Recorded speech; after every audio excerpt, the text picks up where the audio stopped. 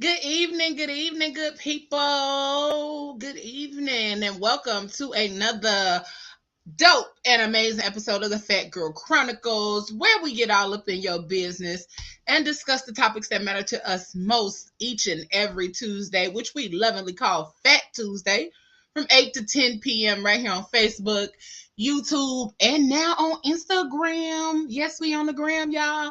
Make sure y'all go check us out over there on Instagram at the Fat Girl Chronicles, all one word, okay? Tonight we going live with somebody who be out here doing her thing, and guess how I found her? On Instagram. And we talking about the proof being in the pudding, okay? With none other than Miss Farah Saunders of Ambiance Media Group, and it's Ambiance with the A. You know what I'm saying? Make sure y'all say it correctly. And I'm your girl, Leah Rochelle, the one and only. Okay? And we got the fellas in here with me. I don't know why my ladies keep sticking me with these two or the whole plethora of the fellas. Like last week, it was me and four fellas. I was in here struggling. Okay? But I don't know why my ladies keep leaving me out here like this. We gonna have to tussle behind the scenes because I love them though. So before we get deep into this thing and we start talking to Miss Farah, because we're gonna get her on here. Fellas, introduce yourselves, tell the people how they can connect with you and all of that good stuff. Moses, you talking? My apologies. I thought, Pablo. My bad.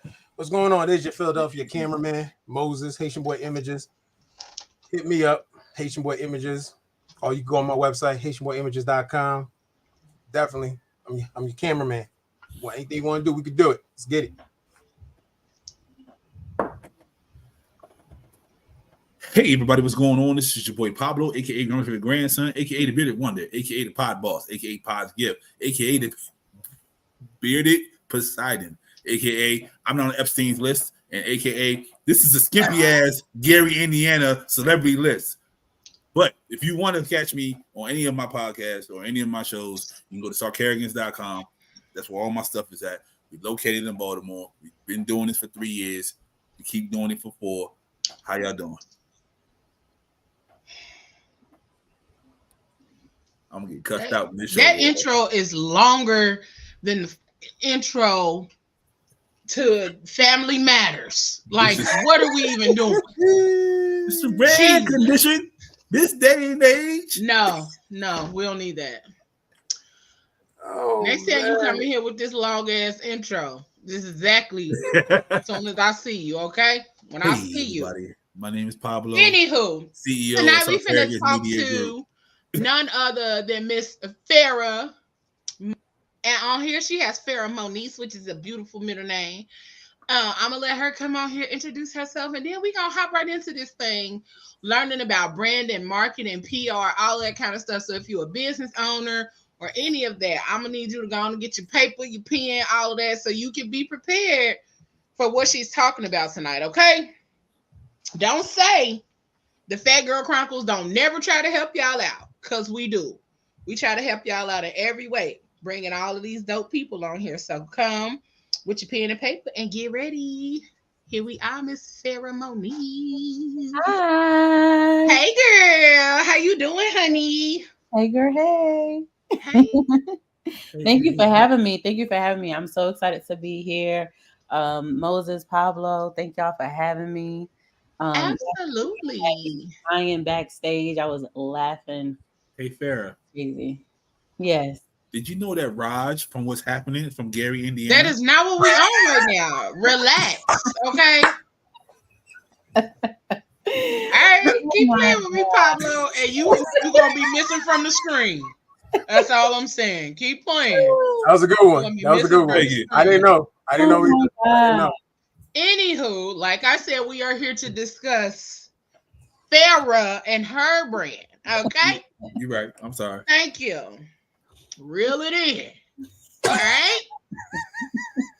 So, Farah, your company is called Ambiance Media Group. Tell us a little bit about you, how you got started, and how you came up with the name Ambiance. for your company?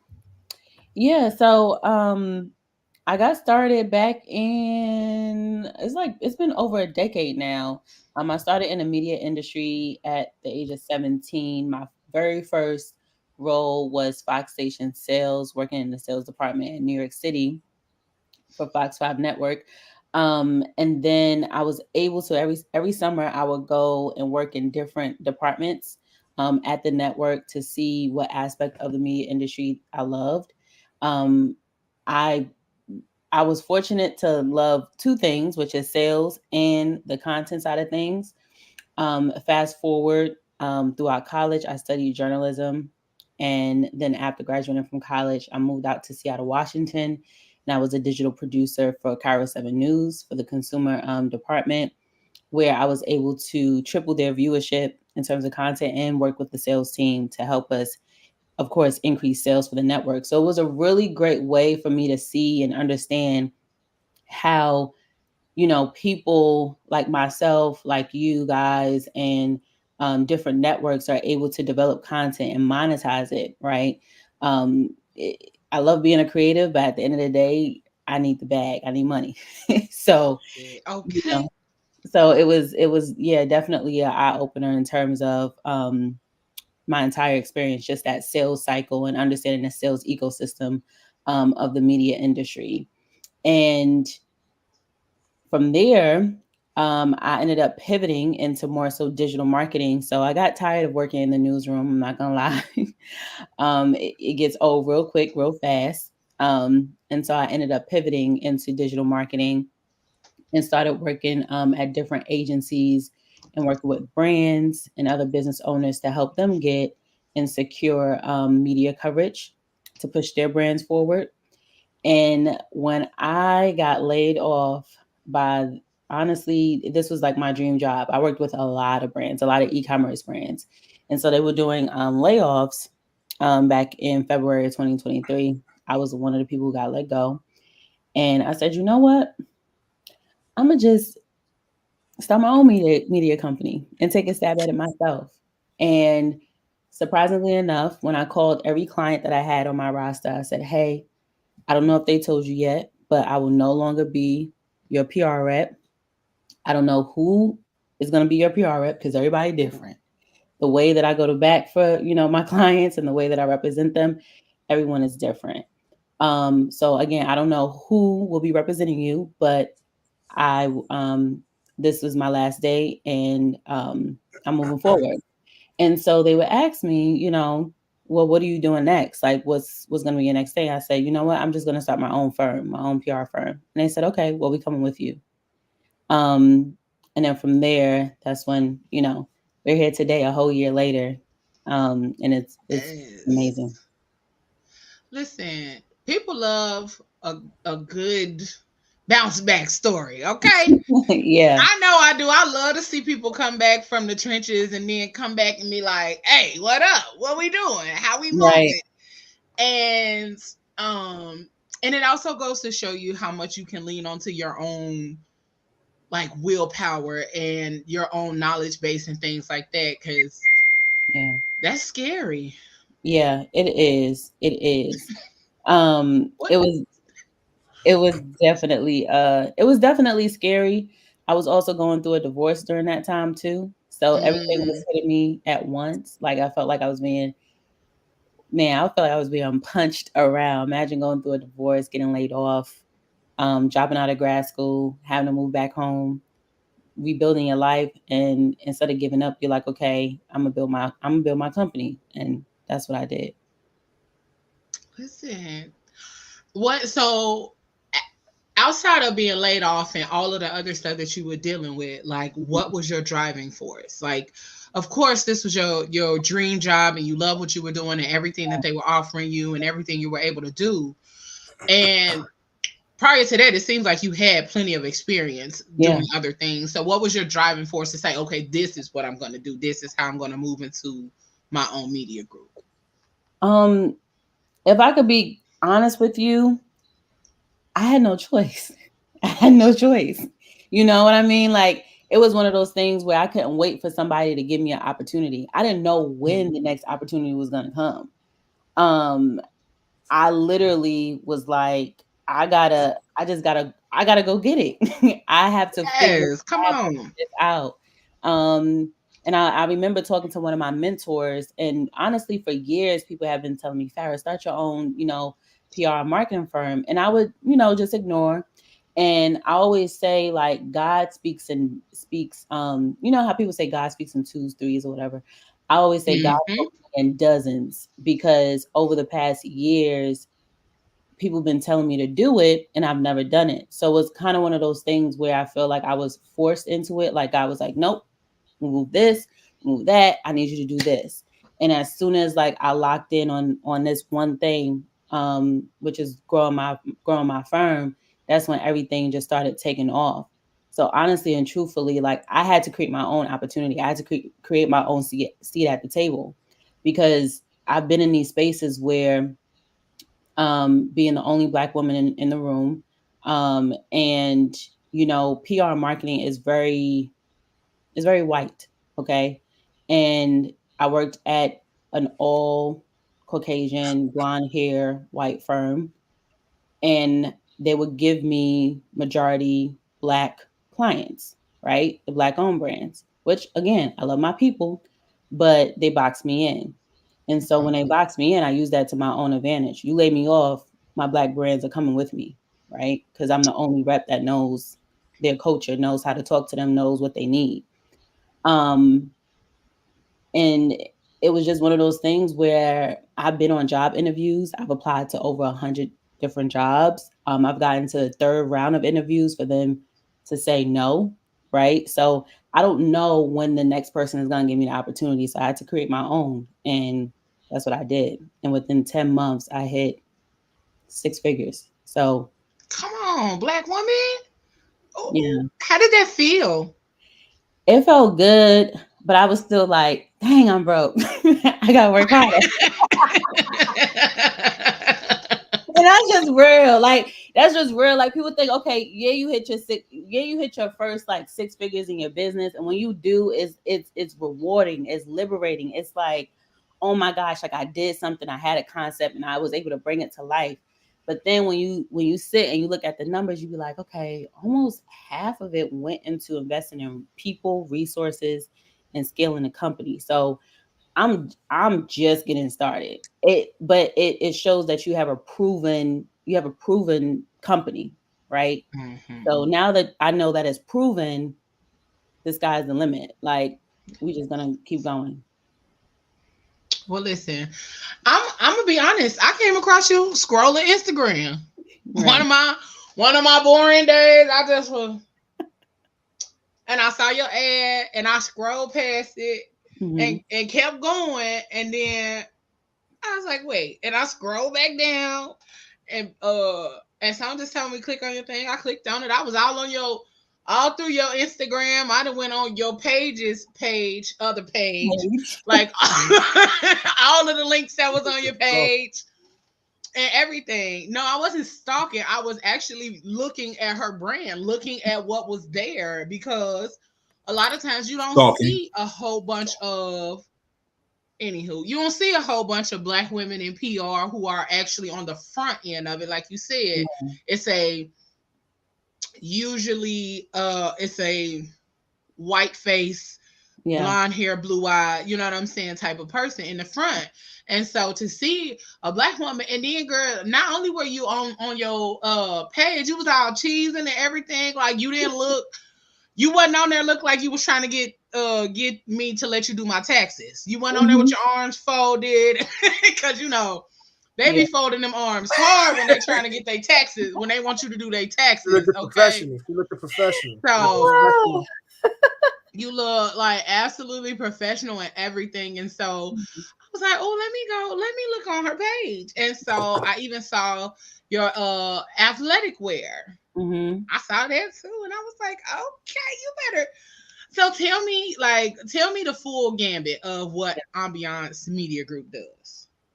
Yeah, so we are a digital PR marketing firm, and so we're PR first, digital marketing second, and we basically help brands, business owners, e-commerce brand owners, retail owners, online coaches, and consultants help build brand visibility, credibility, relevance, and their brand profits, right? So yes, we look at the branding and the creative side, but I am a PR and numbers person. I like to go where the dollars like make sense. So if I come up with something creative and is not resonating with my audience, I'm not going to keep pushing that because I need this to convert in dollars.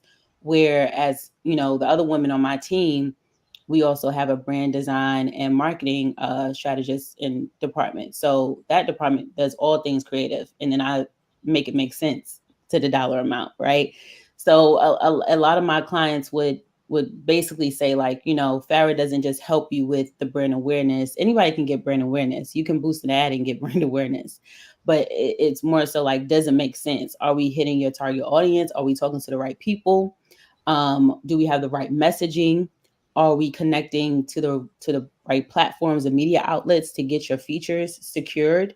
How are we repurposing these features and leveraging these features and monetizing these features to get you paid? So that's pretty much what we look at as a whole. So we'll evaluate your full-on your sales ecosystem to figure out opportunities of growth. Listen, let me tell you something.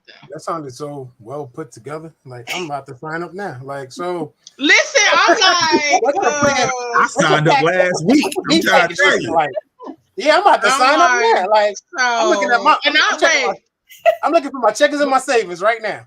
What's your when I messaged her, I said, I want you on the show, and then we'll talk about connecting as far as this brand stuff, because I understand fully what you're saying. For a long time, like, PGC was a hobby for me. Doing this was a hobby, and it was just something that I love to do. And then, like, a year and a half ago, something clicked and was like, no, we're not just going to keep doing this as a hobby. And so from there, trying to build it out and trying to, like, it's been a lot of FAFO over here. Okay. Yeah. A lot of FAFO. Yeah. For y'all don't know what that means, look it up. But it's been a lot of it. And I've been doing. Really not cussing today. That's crazy. No, I'm a cuss today. I'm just saying right now. She's her best behavior. I like Yeah, I don't know what's going on. We're gonna keep you on speed dial, all right? That's the rebrand right there. Good. We're gonna keep you on speed dial because she is polishing up this brand right now. She did not curse. I'm not, and everybody knows I curse. Everybody knows. If you watch the show, if you follow me on social media, everybody know I curse.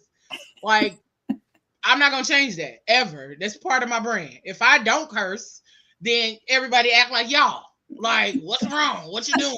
You feel all right? You sick? No, I'm not sick. I just decided I ain't want to cuss right then, and that's okay. That's true. They're asking you that on Instagram right now. Why you're not cursing? I'm just playing. You really trending on Twitter. I thought you said somebody already asked it. I was about to say, now y'all playing. It's trending on Twitter right now. It's trending on Twitter. Shut up. But I've done radio and media and so many other different things for a long time, and I didn't recognize the connect. Yeah. Because I did radio and broadcasting in high school. Mm-hmm. And then didn't even do nothing with it. And then over time, I got back into podcasting. And when I say I did it before it was even known as podcasting, I did it when Blog Talk Radio first came out. That was some years ago, like 2010-ish. Right. And so it was off and on, back and forth. And then I did a couple of live shows. So I've been doing it for a while. Right. And I had my own radio show, all kind of stuff. Mm-hmm. And now I'm at the point where it's like, I'm really ready to fuck around and find out what we can really do. Yeah. I'm tired of the playing games. I'm tired of the, I don't want to be timid no more. I can't live out loud or tell other people to live out loud, and I'm over here tiptoeing or walking on eggshells with my own shit. And so when I saw your page, I was like, oh, okay. Okay, I see the Fox News, and so I got to looking at stuff, and I was like, oh. That's a big thing with everybody, though. I think everybody, Big Sanders knew what he was doing, okay? Big Sandals knew what he was doing when he told me to scroll back. You Scroll gonna back stop calling up. him Big Sandals. You gonna stop calling him that? Who's Big Sandals? Sky Daddy. Sky Daddy. Bruh. I can call him Big Sandals. His sandals is You don't know big. he got on shoes or not. You don't know what he wearing. So Okay, all right, you right. he might have on sandals. He might be Anyway, outside. Farah, like I said, I I think your story is it resonates with a lot of people. I think a lot of people, we really coast on fear. Like that's why we don't step outside our comfort zone. And I'm not gonna lie to you. I've been trying to do this podcast thing for over. How long have I known you now, Leo? Like, yeah, exactly. And this is my first time. I just said, screw it. I'm doing it. She was like, you sure you want to do? Well, how many episodes you want to do? I said, I want to do the whole season. Let's go. So it's really about fear and really just stepping out and just like, you know what? I'm going to commit to something. And fear, like people don't know, fear is really a big thing. It's a distraction thing. It's a distraction. It's a distraction for real. I was afraid too, but I think when your back is up against the wall and you literally have no choice, it's one of those things where am I gonna sink? Am I gonna fold, or am I gonna keep going? Like, like I think we all have a level of fear that we need to work to get past. I'm scared every day posting on social media. Like if I can stay being a producer, production person, like behind the scenes, like going into this, I really thought when I started my media journey, I thought I was going to be an anchor. I was going to be a reporter. I thought I was going to be in front of the camera, and I fell in love with production because we make all the decisions. At the end of the day, the anchor, the reporter, the whatever has to basically answer to the producers, answer to the news director. We're the ones that build the show and run everything. And that's kind of how I feel about some of the brands that I work with. Like, yeah, they can be very successful, but they're still looking at me to say like, hey, should we do this? Should we not do this? I'm still the person saying yes or no. I'm still the person saying go or hold off, So I enjoy being behind the scenes and watching other people shine and helping other people accomplish their dreams, because it's helping me accomplish mine too. So it's full circle in that moment. So Pablo, what I got out of this is she a control freak. She I'm not a control freak. She a problem. She a problem. She's from Brooklyn. Yeah, she definitely is from Brooklyn. You said Crown Heights, right? Yeah. Yeah, she's definitely from Crown Heights. They always want to control everything. Pick me up at 8. We eating here. No, my God. We eating now. That is no. What's taking you so long? Business and home is different, y'all. Business and home is different. No. So you are a control freak at home. It's just no. I said business and home is different. Meaning I will in business. Yes, I'm controlling.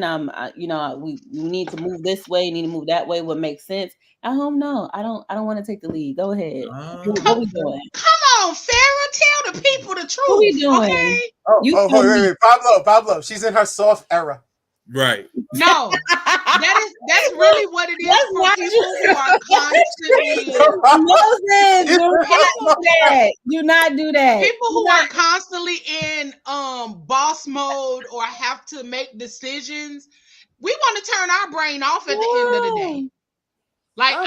Like I legit be having decision fatigue. Yeah. I don't want to choose nothing. My brain. I don't even want to choose. I don't want to choose dinner. I don't want to choose what I'm doing for the rest of the evening. Nothing. I don't want to choose nothing. So whatever we put on the platter, we good, right? Shit. Don't whatever. Yeah, see? Don't whatever. Don't do that. Want to decide. There's some exception. Want to decide. So the but Cheesecake Factory is good now, ain't it? Oh, I like Cheesecake Factory because I like cheesecake. Let me get a strawberry cheesecake. $9.50 for no slice of cheesecake. Let me get some of them egg rolls, please and thank you. Okay. Man, we can go to Giant and get a whole one for the same price as that slice. My man. Yeah, but Either My way, man. I mean, I like Aldi cheesecake. We can go to Aldi and give me the little thing for for $6. I'm not choosy, but just don't try to give me. Yeah, anything. go ahead, Farrah. Go ahead. No, you Go ahead, got Farrah. to take some. Hold on. No, Farrah Leo be messed like that this. all I don't up like for you. I saw BBQ. you was ready. No. Farrah probably don't like. You like BBQs, Farrah? You from I Brooklyn? love BBQs. Listen. Oh, you better say that. You I better. You love about to get canceled. BBQs. Now, Junior's cheesecake, I'll go to Junior's and grab me a Hell no, Julius TJ's. No. Junior's cheesecake is bomb. No, Cheesecake Factory. I've never been to New York, so that's on my list of places. So Junior, it depends on what you get out of Junior's. So Junior's cheesecake is disgusting. What? Yeah, like the Junior's strawberry cheesecake. You can keep that. Raspberry, I can rock with the raspberry. Raspberry is good. Raspberry is good. Plain? Nah. The strawberry is good. I don't do strawberry is not good. You don't like the strawberry? I would not. Y'all people like Junior cheesecake. I think we need Jesus up in here. We always need Jesus up in here dealing with y'all, but that's neither here nor there. Okay. But Ramita, thank you. Definitely be wanting the light switch for the brain. Like, I think that's why it's so hard. When I get home, it's hard for me to go back into creative mode or business mode or do any of that. So I got to figure out a way to get a outside office, because I come home and I come up in my little lioness den and then I'm ready to put my little blanket on. Like yesterday, I came home and colored. Bruh. I love that. She just said lioness den, bro. She just lost me at lioness den. Bruh. That's what I call my house. I don't know who this lady is. I don't know who this lady is. Listen, she hasn't cursed in the last half an hour. I'm just right now. I'm nervous. I have cursed. You did? It was under the breath though. It wasn't no. It was not. Did you say shucks or something? You said shucks? Damn. Sarah, you gotta come on every week now. Yeah, every week, Sarah. You're now. You're family now. Yes. You belong to us. Sheesh. But now I'm definitely gonna reach out to you, because I've been doing this for like 3 years now, and I need something to shake, or I'm gonna quit. And I don't want to quit. Farah, you cannot take him on as a client. Wow. Look at that. That's the Leo I know. First. That's the Leo I know right there. Because I'm first. First of all, she can drive to me. Thank you very much. Okay. And that means nothing. It does. Wow. Because guess what? Because guess what? If I wouldn't have been scrolling on Instagram, why is that? While I was over here chilling in my lioness den, then she wouldn't be here. If was a fifth, the whole world would be drunk. Okay, I come to you. Thank you. Who is this? Who is this? Thank you. That's probably my sister. You need some headshots? Donnie, what? You need some headshots? We do headshots, portrait shots.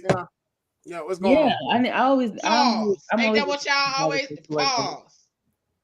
Wait, how? What? You're pausing on the wrong thing. Yeah, I did not. Because y'all always stopped at the wrong light, Bill. You stopped at the wrong light.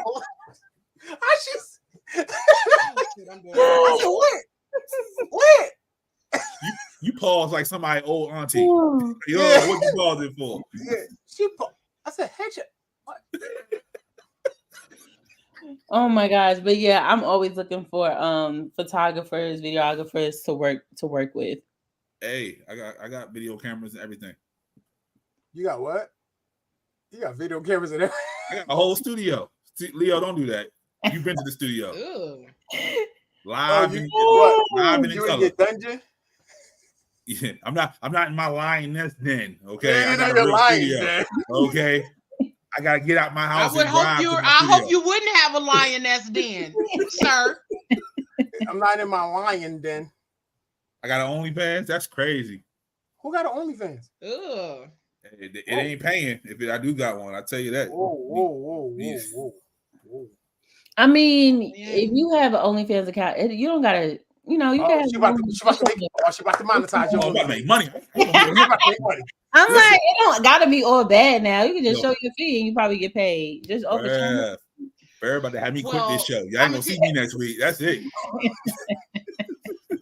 See, I was gonna tell you something, but never mind. Go ahead. We gonna go on past that.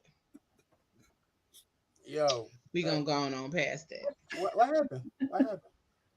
That's So crazy. Farrah, so Yeah. since you could overcome, what was what's the biggest obstacle you had to overcome trying to start your business? That is a really, really good question. I think the biggest obstacle for me was actually believing in myself, if I could be honest. Because I was coming out of a relationship that was toxic, and that affected my self-esteem, my capabilities, how I thought about myself. You know, when you spend a lot of time with one individual, and if majority of that time is, negative, is tough sometimes to believe in yourself. So I would say for me, that was like the biggest obstacle was like, all right, Farrah, we here. You're gonna sink or swim. So it was really like believing in myself and fighting that fear. Really fighting that fear. Okay. So when okay, go ahead, Pablo. Go ahead. No, I was going, since we asking job interview questions, I'm gonna ask the same thing. Job interview questions. So Farrah, you lived in 3 different locations. So make your resume look like XYZ. Exactly. All broken up. What do you know now that you wish you knew in the beginning when you started all this? Build to sell. So what I mean by that is a lot of people go into business thinking that like, okay, it's just me. I'm the operations person. I'm the marketing person. I'm the financial person, and I'm the salesperson, right? Like you are literally playing all four hats. Mm-hmm. And I think for me, as I was growing and new clients was, onboarding, I'm just one person. Like I need help. So off the bat, within like the first or second month, I started hiring a team. I started replacing myself. Mm-hmm. So learning how to duplicate myself and moving out the way was really really vital in my success in a short period of time. And learning really something as simple as not getting a P.O. box address versus a virtual address in order to build business credit. So it was more so all the like fundamentals that was happening. It's like I knew this stuff, but because I was growing so fast, I was also trying to catch up with myself at the same time. And I was also trying to slow down in order to speed up. But the industry that I'm in would move really fast. Like our deadlines and turnaround time is pretty quick. So I really had to figure out like how to replace myself, how to duplicate myself, how to I suck at operations, but I'm very good at sales. All right, I need to hire operations manager, organize, onboarding, train team members and stuff like that. And so that one day, even if I don't want to sell my company, right, ever, at least it's structured in a way where it can be acquired by somebody. Okay. See, that was a good question. See all that information we just got right there? Yeah. For once. Oh, Lord. Who just jumped Hello, beautiful people. Yep. Time to go. All right, y'all. It's been real. Hi, guys. Oh, my gosh. Hey, Farrah. This is Auntie Ayla. That's Ayla. One of my beautiful ladies. Hi, gorgeous. You spitting, honey. I'm over here like, oh, wait a minute. Hold on. Oh, wait a minute. Did she just jump off to go get back up? Like, yeah. Definitely. No. Ayla has been on here in the background, and I saw her doing something, so I didn't bring her on the camera. She definitely ran to Wakanda and got some help. That's definitely I what did just not. happened. I don't ever need help for y'all two. Oh, here we go. Yeah. She can handle herself. Anywho, and I was Will, okay. I was sitting here for a Ayla while. was already back here. She was sitting back here for a little while, Mm, and I was Eating my waiting for the pizza. proper time to bring her in. not See, eating no pizza. Wait a minute. right? I Like I said, I saw her handling one more her question. business, which is why I didn't bring her on. Lord have Hey, mercy. ubiquitous blacks. Hey, Ty. Listen, you gotta call me later. But he said it is impossible to grow and scale up on your own. A proper team is always necessary. Yeah. Yep. So I got a question. You said that you knew where you were falling short or what you could or could not do within your brand. Mm-hmm. So you started hiring a team. Mm-hmm. How do you find your team? Your like your 18. Good your question. motherfuckers. Yeah. It's, Oh, okay, there you go, Leo. Take it, Leo. Go ahead, Farah. Oh, we heard her. She don't gotta 40 minutes. She don't gotta say 40 minutes. Go ahead, Farah. But to be quite honest with you, it's still a challenge. It is still a challenge to find great talent and quality people. One thing I came across, and I heard Monica say it, the singer, and she said basically like don't fumble good people, like don't fumble valuable people. And what that means to me is you can always fumble a bag, like you can lose money, make it back. But when you have valuable people on your team, do not fumble it. And vice versa. When you join a company that is also helping you, build your dreams and trying to push you forward, don't fumble it. And I've had people come into my organization that has done really well. Like right now, I have an amazing account operations manager and a great brand manager. Like I look at them as like my COOs and my CMOs, right? But to be quite honest with you, it's been a challenge looking for great talent because oftentimes I don't want to have to think for every position. So if I have an email marketing role, social media person, video editor, a graphic designer, I don't want to have to tell you what I get to give you instructions, but I don't want to have to feed you the creativity. If I have to feed you the creativity, why did I hire you in the first place? Come on. Mm. So yes, I can train you. That's gonna be my meeting Sunday. That's gonna Yeah. be my meeting Sunday right there. Yeah, it's like yes, I can train you. Yes, we're all learning here.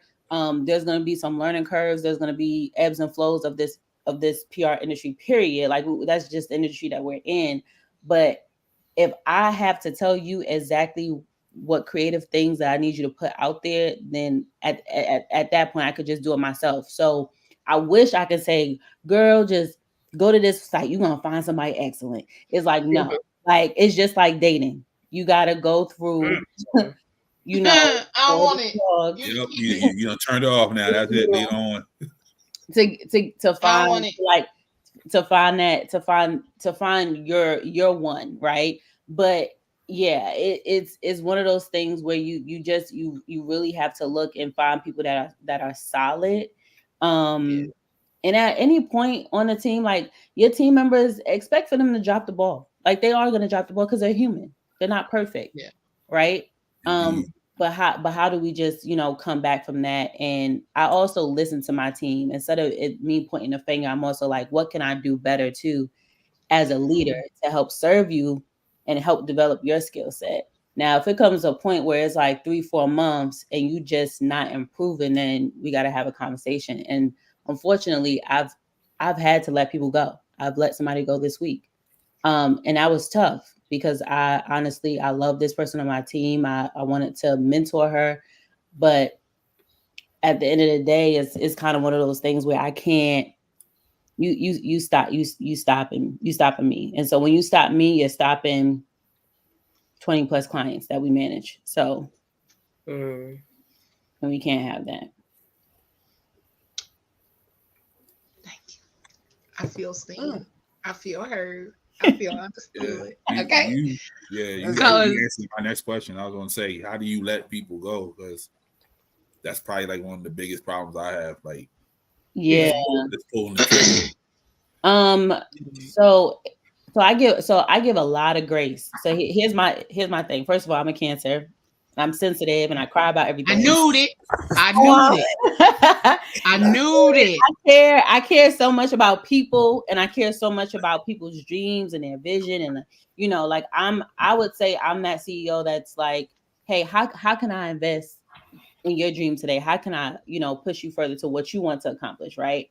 And so I care a lot about people. I understand that people go through things, breakups, divorce, family issues, mental health issues, like financial issues. So I get it. So I give a lot of grace. But like I said, I had to hire an operations manager to be that buffer for me, because my operations manager, she gives grace, but not in the same way that I give grace, right?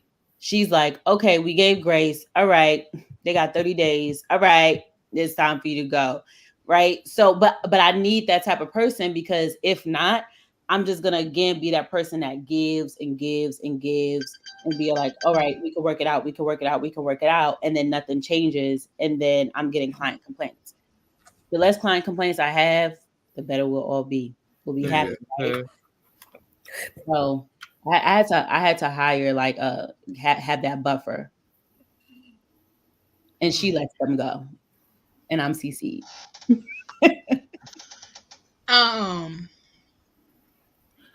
That's often the hard part, especially when you have people that are part of your team that you really care about. Yeah. It's hard to make those separations when you've built over a period of time, you've done all of these things together, you've like people that are a part of your team literally become like family sometimes. They do.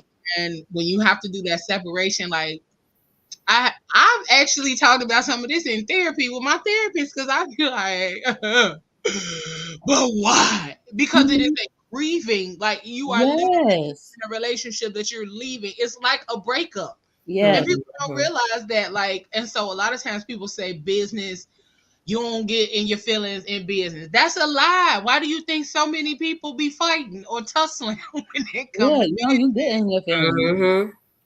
Because you are in your feelings, or you're not in your feelings, but there are feelings involved, there are thoughts involved when it comes to dealing with your brand and your business, right? And I tell them all the time, like, y'all are the aunties and uncles to my baby. This is my baby.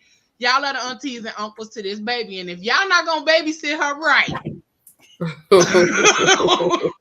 we gonna have a little tussle, because it's my baby, okay? Right. And it is definitely a different aspect. It is a different feeling. It is a different understanding of trying to navigate those waters of saying, okay, well, I got to let you go. When you don't have a operations manager, you don't have all of these different people. I am we. You know what I'm saying? So, like, you are we. And so as you have to make all of these decisions, it is hard. It is, it makes it a lot less fun. And so even the regrouping after you have to let somebody go is hard. Yeah. It's a trial and error type of thing. So you really got to go back through all of the ups and downs. And then one of the things I do want to say is, like, for people that are building a brand and building a team, you got to recognize what people are capable of. Yeah. Somebody might be like, oh, I want to do this. Okay, let's do a trial run. Let's do a trial run, because that might not be your strength, or you might be showing me that you're stronger in this area than you are in this area. So let's move you over here, because I can see you flourishing here instead of over here where I kind of feel like you might struggle. Yeah. And even doing that with yourself as a leader, you got to look at, okay, well, this is not my strong suit. So that's where you got to tap into mentors, and you got to tap into other people who do other things. Because as a leader, you are not expected to know all things. Yeah, you're not. You're not. You're not expected to know all things, Pablo.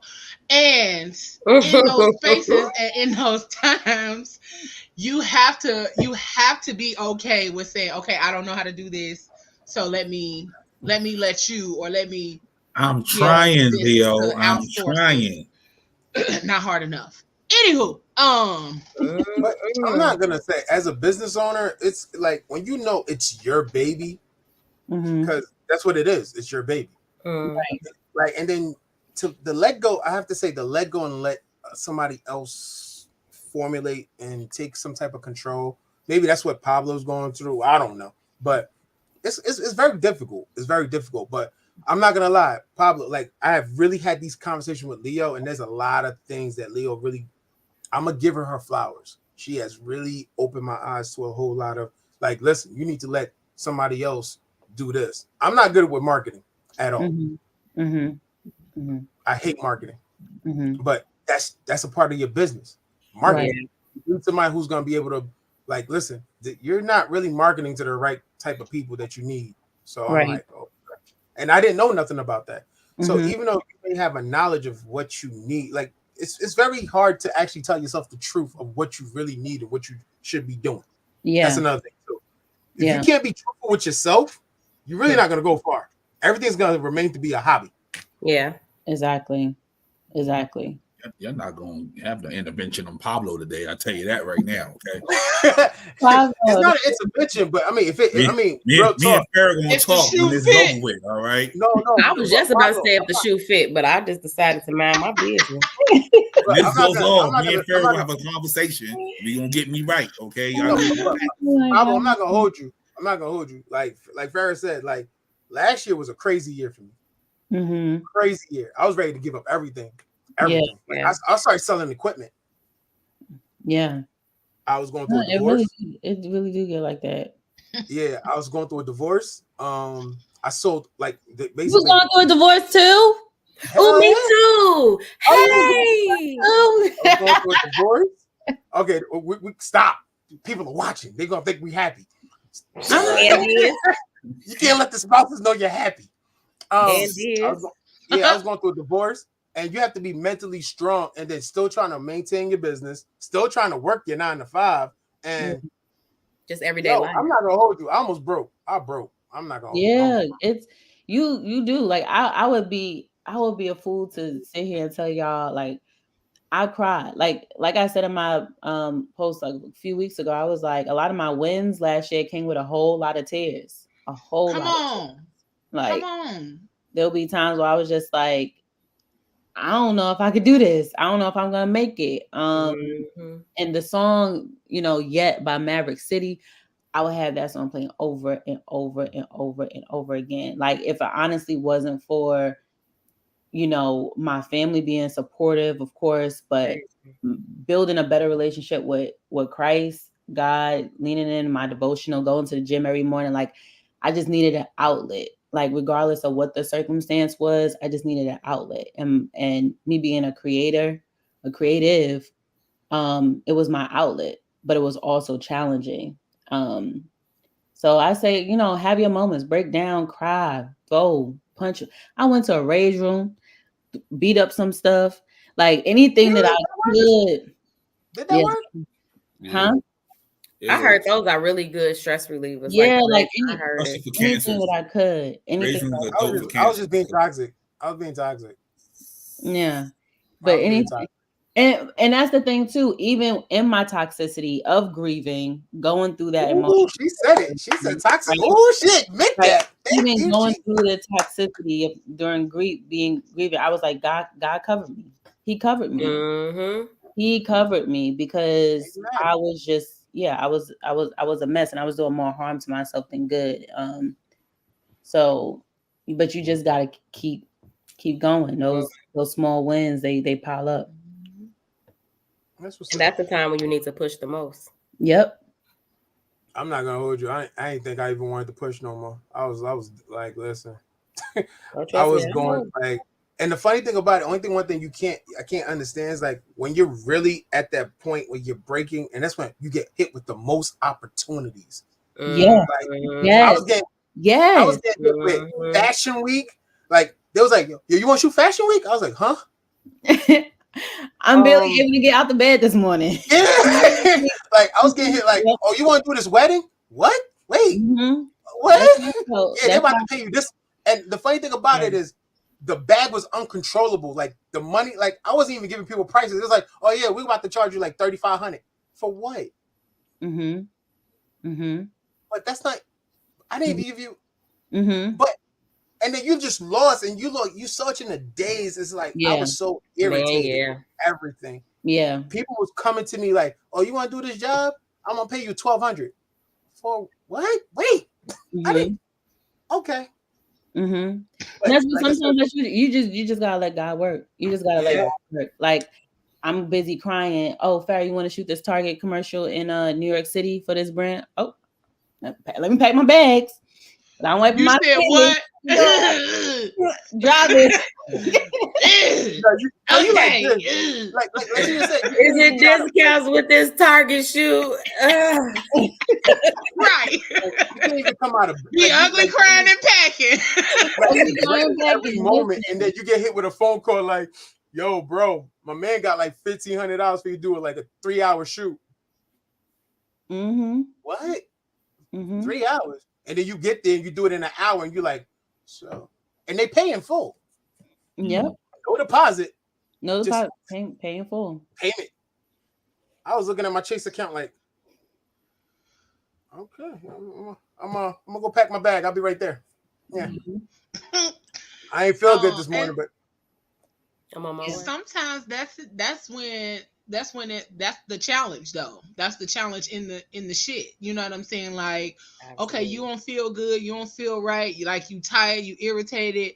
How bad do you really want this? So I'm gonna keep throwing stuff your way just to see how bad you really want what you say you want. Yeah. Because either you're gonna get up and you're gonna get it, or you're gonna sit here and be crying later about the opportunities that you missed, or the connections that you didn't get in the midst of all of your crying, all of your boo-hooing and woe is me, and you got to figure it out. And so one of the things that like I've been learning when it comes to like rebuilding my life, like I went through a lot the last couple years, and then rebuilding and still trying to like build a brand, my personal life, my financial life, and then still doing my brand. And it be some days I was like, oh, y'all said yeah, we got a show at 8:00, right? Okay. Yeah. Okay. Yeah. And some days they would never know, but I'll be wiping my tears right before we get on this mug because I'm tired, I'm stressed, I'm sad, I'm angry, and trying to figure it out. Like some nights I'm gonna record wherever I'm gonna be at. If I'm in the car at 8:00, then that's what we're gonna record from. That's where I'm gonna record from. But sometimes the test is, how bad do you really want it? How hard are you really gonna go for this, what you say you want? And like the proof in all of it really be like, okay then. Amen. I'm gonna say this in the like, if it wasn't for the crazy rich aunties, if it was not for my siblings and my homegirls and my god baby, I really would just be like, find me next year in 2025. You know what I'm saying? Come get me next year, not this year. Next year. When I'm when I done figured it all out. But then you don't figure it all out. You figure it out as you go. Yeah. I love that. Thank you for sharing that, Moses. And I just feel like in the midst of everything, first of all, I just want to say congratulations. Like big congratulations on all of that, because you said you dealt with a lot. You could have been like, I'm cool on it. I'll just go home and do my thing and be cool on it. But you didn't. So definitely keep going, keep pushing, all of that great stuff, because the world needs you. Thank you. Black brands need you, not just the world, but Black brands need you, because you gonna push and you have been pushing for Black brands, because a lot of times, like you said, they boxed you in, and so therefore the box they put you in. Listen, I'm finna turn this box into a clubhouse. That's all. You thank you for the box. I'm finna turn it into something so much more than y'all could ever have imagined. And so congratulations on that. Absolutely. I'm Black. I have a brand. Are you though? What is happening? God dang. Are you Black? I like the fact that she. I got freckles, but I'm still Black. You know, I'm on that side of the fence. Okay. Y'all are funny. Jesus. Beige, but you know. She called you beige, bro. She called you beige. We could be together. That's colorism. I'm just saying, I can take beige. Okay. For a long time, I've been telling people that I'm light skinned, and they're like, "Nah." So I'll take beige. You're not. Okay? You're not light skinned. No, I'm not yellow. Okay, this is different. Why would you lie? Why would you lie to people like that? Talking about you light skinned. All right. You ain't light skinned, bro. I'll take beige. Okay. I'll even take caramel if you give it to me. All right. No. You're definitely cardboard box tan. Wow. All right. Ella, where you came out with that one, dog? Seriously? Why? What did he do to you today? You came. They always going at it. They always going at it. What did he do to you today? I'm actually gonna be. I'm gonna defend him today. Okay. What did he do? You're supposed to have a peace treaty, but when I got on here, you started. Next to my computer with those two brands right there. Peace treaty, this please, because she came out of nowhere. Scar box in the chat now.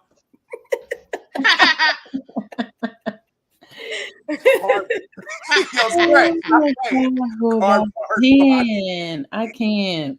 That's all right though. That's hilarious. Wait till summertime come. Okay. Me and you both gonna be golden. It's okay. Exactly. What's gonna happen in summertime? You gonna be wet box tan? What? Oh Lord, don't not wet box. Eric will have money in my pocket. Yeah, listen, you caught it after the fact because you know they get a little darker. It was like, ooh. That's all right though. Farrah gonna have me rich. Okay, I'm gonna be wet box tan with money in my pocket. Dark chocolate to Barney purple, so it don't even matter. It's cool. I'm good. Not Barney purple. Barney. I was in Jamaica. Barney purple. You was kind of like Beanie Man black. I was Beanie Man black. Oh, thank. I'll take that. Not you was girls them sugar. Yeah. Damn sugar. You was Beanie Man black in Jamaica. I'll take that. See, that's what's wrong. I don't know where my hat at. See, I'm missing my hat. Not blurple. That's my blurple. Oh, Stretch. There you go with your stuff. Stop playing with me, Stretch. So, Farrah, if you could give any of the business owners that are watching a tidbit of advice as they're moving forward with building a brand, they looking for marketing or even looking for PR, what would you tell them to look for? Oh, that's another good question. Sorry, I feel like I said that a few times tonight. I would say, if I could be honest, I would say, well, of course, I'm being honest. I would say, don't rush. Like, don't rush. Take your time. Take your time in finding the right people to invest in, so that you can also invest and grow your brand. It takes time to build a solid team. It takes time to, get the right contractors or employees that you want in your business. I will also say, like, really, really vet. Like, oftentimes people want the help, but like, just like we're showing up on our free consultations to figure out your brand, interview us, interview me. And if you tell me, okay, I'm talking to another PR person, I'll get back to you. I'm talking to another marketer, I'll get back to you. My response won't ever be, oh no, like they won't do this for you, they won't do that for you. I'll be like, good. You need to vet, because once you get to the point where You're no longer spending $200 to invest in your brand. You're spending $2,000, $3,000, $5,000, $15,000 to invest in your brand and get to the next level.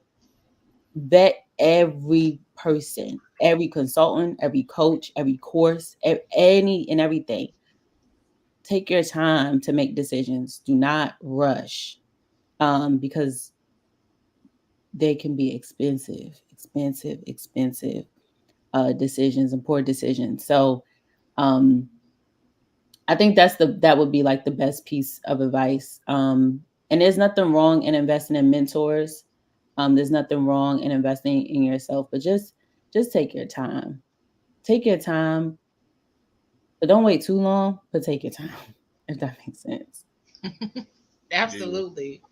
That makes a lot of sense. So I could breathe a little bit right there. Yes. Because sometimes we be rushing. Let me tell you, and I'm gonna just say one last thing. I follow people who motivate me is like Mia Ray, right? The Glamourholic Lifestyle. I don't know if y'all familiar with her, but Mia Ray. People like Taylor J, right?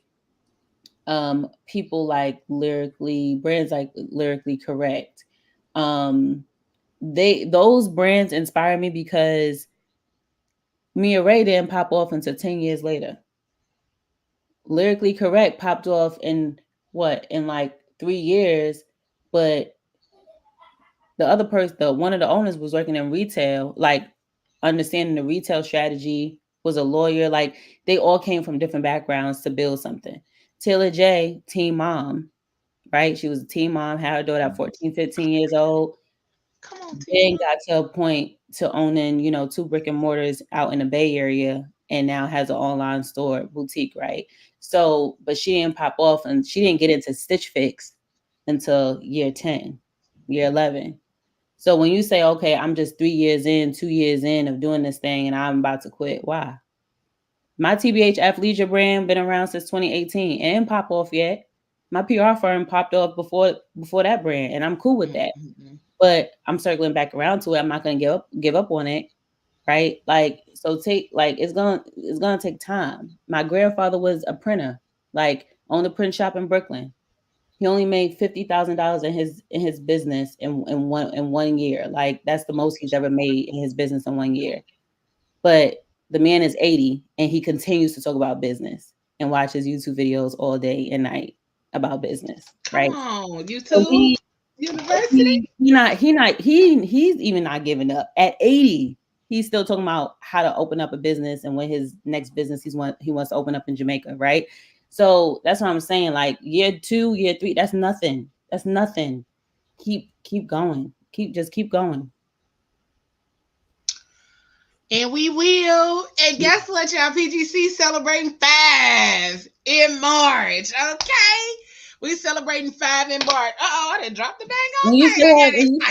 You should have a podcast party, anniversary party. We have an anniversary party. All of the stuff will be out soon. And y'all, the Fat Fam trip info coming soon. Okay, so y'all gotta join us. Farah, I'm gonna send it to you too. Because if we going to Punta Cana, you gotta join us in Punta Cana. Okay. But give the people all of your information, how they can connect with you and contact you if they looking to, scout you out, do a consultation and all of that good stuff. Yeah, so you can find me at Farah Moniz on Instagram. And just go to my website, ambiancemediagroup.com. You can click on the book consultation link. And we'll get notified and we'll circle back around. You can also shoot me a DM. People shoot me DMs all the time. I respond pretty well.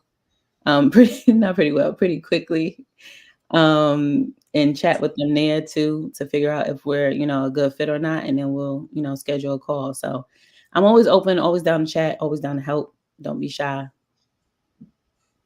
Yo, Pablo, it looked like you just did it. And like I said, we gonna connect, we gonna chat, cause I'm ready. I'm ready. I'm ready. I'm ready for some new level stuff in this year. It's a Yeah. lot of celebrations fun. happening though on this side. So I'm excited. It's a lot of celebrating going on this year. Like I said, PGC turns 5 March 19th. And then in September, it will be year 4 of the podcast because we started during the pandemic. It will be year 4 of the relaunch of the podcast because we started on radio. Yeah. So it's been year 5 or it'll be year 6 actually before the brand became official. Next year 6 actually, but the brand became official March 2019, and then we did the relaunch of the podcast in September of 2020. So it'll be 4 years in September of the podcast relaunch. So we are going in. We're going to Punta Cana. We do a trip. We've been doing a trip. This is our 3rd year doing a trip. Huh? Yeah, this is our 3rd year. How many days y'all stay out there? We will be in Punta Cana from September 18th to the 22nd. Oh, nice. And then your girl turned 40 this year. Okay. Right. 40. So it's a lot of celebrating to be done this year. Ain't no sad days over this way. Even if it's sad days over this way, it's plenty of celebrating to be done. And I'm gonna give myself my flowers all year long. Yes, I don't care who gets tired of it. I'm celebrating all the wins. I ate dinner before we came on here. I'm gonna celebrate that because usually it'd be 11:30. Yeah, I'm celebrating that. So y'all make sure y'all check out Farah Monique's Ambiance Media Group. Listen, she has some beautiful, beautiful things on her page. Make sure y'all check out what she got going on, what she has coming up. And then, tell your girl Leo sent you. Yeah. Not if you're gonna be on no bullshit though. Don't tell her I sent you if you ain't gonna act right. Don't tell her I sent you. You're not gonna act right. Don't tell her I sent you. Don't even tell her you know me. But check her out. And then if you missed the beginning where she was dropping a bunch of gems, make sure y'all go back, check it out. This show will be available tomorrow on all podcast streaming platforms, so make sure y'all check her out. Farah Monique and Ambiance Media Group, thank you for joining us. We super appreciate you because we've been over here trying to get to it. Okay, all of us, we've been trying to get to it, build it up. Every one of us on this panel got a brand, a business that we've been building up, working on, and all that kind of stuff. So thank you for the information. You're welcome. We're gonna continue to do, y'all. We're gonna continue to bring y'all information and stuff that y'all need, stuff that y'all can use to help build your life, build your brands, and make your life worth living. Because absolutely, many of us are not living; we are just simply existing. So we're gonna change that up this year.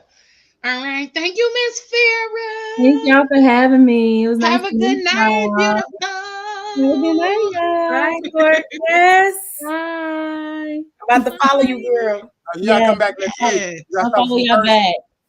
I done followed you on all my joints. So all the ones that was going up on during the show, that was me. That was you? Okay. So you got like 90 new followers, all from Pablo. I can't.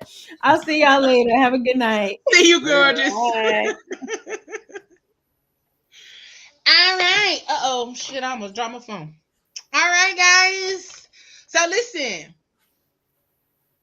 That was good. Thank you, Farah, once again. Make sure y'all check her out, Farah Monique, on Instagram, and it's Monique with an S. Monise. Monise. Miss Monique. Check her out on Instagram.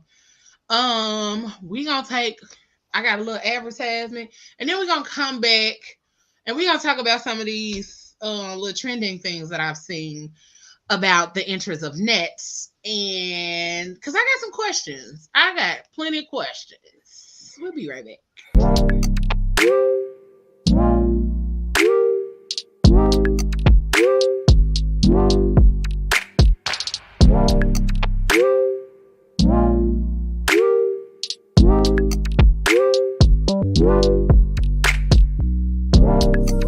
Why am I no longer in the dating streets?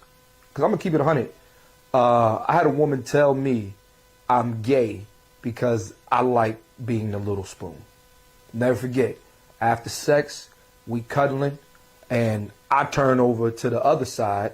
She's like, why you stop holding me? Because I said, yo, I want you to hold me. Grab my titties. And she was like, yo, that's gay. And I'm like, what's gay about that? You don't have a dick. I don't feel nothing poking me in the middle of the night. Like, what's wrong? What's wrong with being the little spoon? What's wrong with being touched? What's wrong with being teased? What's wrong with being caressed? You know what I mean? There's nothing wrong with it. But I was told it was gay. And she literally got up in the middle of the night and was like, you know what? I can't do this. Now, I'm pretty sure there was probably other shit I was doing, but that was the final straw for her ass. And now, now me not being in dating streets, I get caressed. I am the little spoon. I enjoy that. Nibble on my fucking ear in the middle of the night. Damn right. And ladies, I like when a man cups you and he grabs your titties. I like the same. Call me what you want. And then she walked out the house talking about these niggas is females nowadays. Nah, man, you got soft hands. You got soft hands. What's wrong with it? It ain't like I'm asking you to rub my butt. Kind of like that too. But anyway, I'm just saying, man. Anything that a woman does to you is not gay. I thought that was heterosexual. Homosexual was when a man it's same. You're not the same sex as me. Anyway, I got tired of dealing with these kind of people. So I'm out.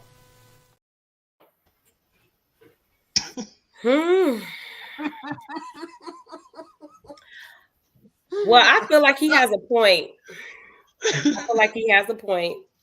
And his point came at the end when he said, being gay is a sense of another man touching another man.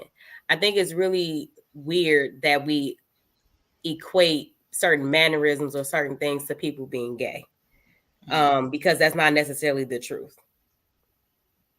That, because does that make a lot of women gay? Because I've seen all my friends naked. So now am I a lesbian? Because I've seen all of them naked. I may have even touched one of my friends like, girl, look at them breasts. It's like, that's girl shit though. That's girl stuff. You know what I mean? But I'm not saying that men, but I'm not saying, what I'm saying is, does that make me gay? Because I've done that. And I don't mind. I love a man who does not mind me like holding them. Because sometimes I just want to hold you. Like, I don't have to, push up against you and do all the extra stupid stuff that y'all do to us. But I don't have a problem holding my person. I don't know why that was such a big deal. But I can understand his discontent with it, why he's just like, I'm done, because it's a lot of just immature people. Yeah, because that's stupid. Now this man is probably, I'm not saying he's great, but he may have all of these qualities, and because he wants you to hold him, you got a problem with that. So men need nurturing too. I'm from the era where you lay on top of your girl, or you nuzzle in the bosom. I'm from that time, so I absolutely have no problem with somebody just cuddling up behind me. But you grab a naked titty. So what happened? I knew that's what he was.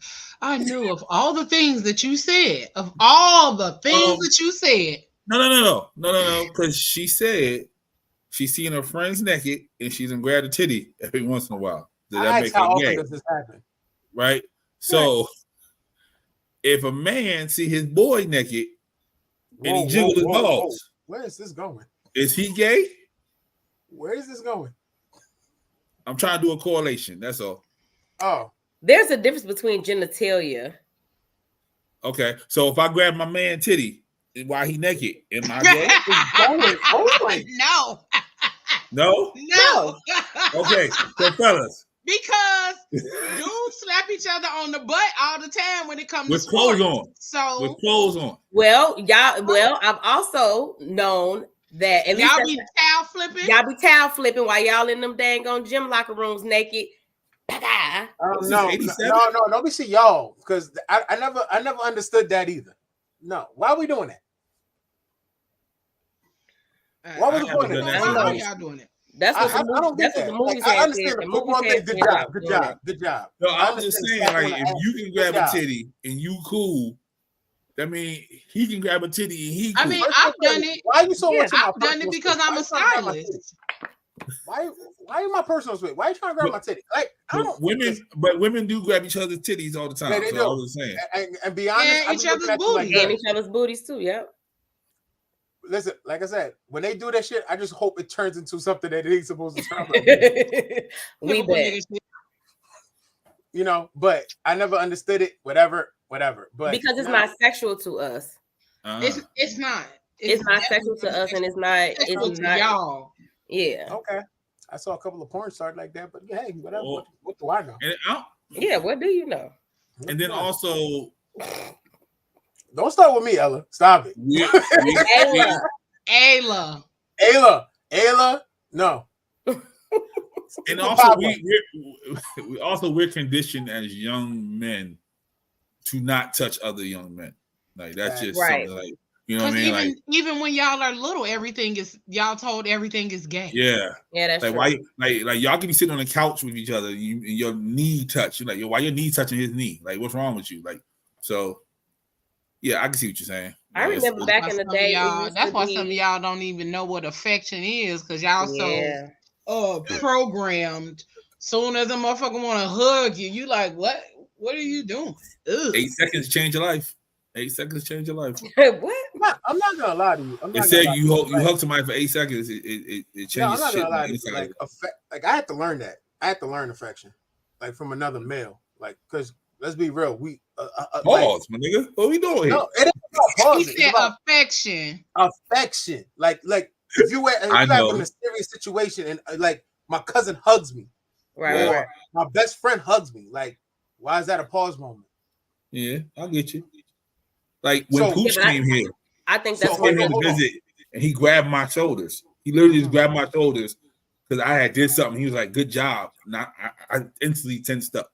It's just something programmed. That's expected of you, though. At this point, I don't even. Now you know what? I think that might actually be an Aquarius thing too, because I do not like people to touch me or randomly touch me, and I don't know them, and it's like a. Yeah, I think that's different though.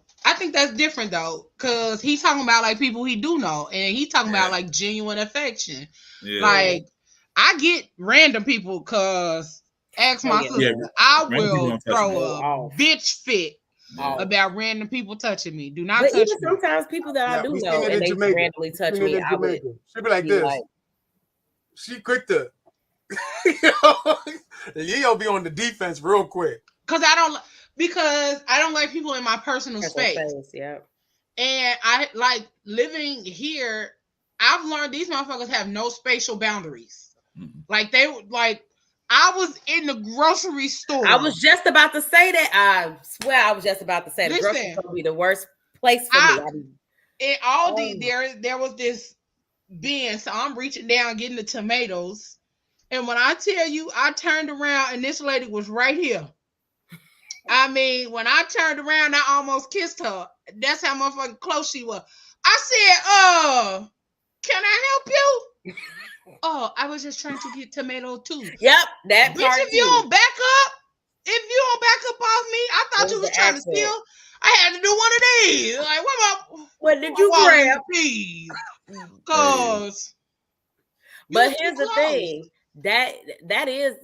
That is such an issue for me, especially like in the grocery store and the stores and stuff like that, because I've known people who have had people that close to them and have literally stolen things out of their like wallet because maybe they had their purse open or something like that. And they, if you have a big purse and it might be open and you got it behind you like this, they have literally been that close because they're grabbing stuff out of their purse or took a guy's wallet out of his pocket and you don't even know. Pickpocketing because they just right there close to you up in the grocery store, and now you sitting over there trying to pay for groceries, and boom. Cause when people be standing, as soon as I put my card in there and they be standing so close, I'd be like, "You gonna pay for it?" I do this thing where if I'm in the line, I put the cart behind me. I move that cart right behind me because sir, ma'am, sir. And it's always a woman. It's rarely a man, but it's always a woman, and it's always a woman that does not look like me. Mm-hmm. And they be right here with it. But I was gonna ask y'all a question. I don't know if you guys experienced this, but I feel like this might be a all around male thing. But back in the day, it used to be this thing called riding bitch. So if you were sitting in the back seat, nobody wanted to get in the middle. Yeah. Okay. Yeah. I didn't know if that was like a Chicago thing. If that was like something that was like nope. Nope. Nobody wants to hate it right. Because if you sit in the middle, both of your knees touch the other guy. Knees touch the other dude's knee. Child. Yeah. But I agree with you. To the point where people rather take public transportation than ride bitch. Mm-hmm. Really? Oh, no, that's too much. Yep. My God, today. Because either your knees is touching somebody else, or they're forcing you to close your shit. Close your yeah. And you look real crazy with your legs.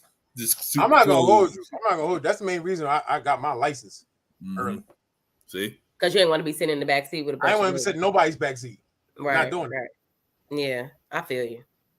I love having the ability to get up and leave whenever the fuck I want. That's another thing. I don't like being locked in nowhere. So I like to have the ability to be like I play this game with my peoples. When I go out with them, follow the person with the key. I will leave you. Once I say, yo, I'm out. I'm saying it one time and one time only, and I'm out.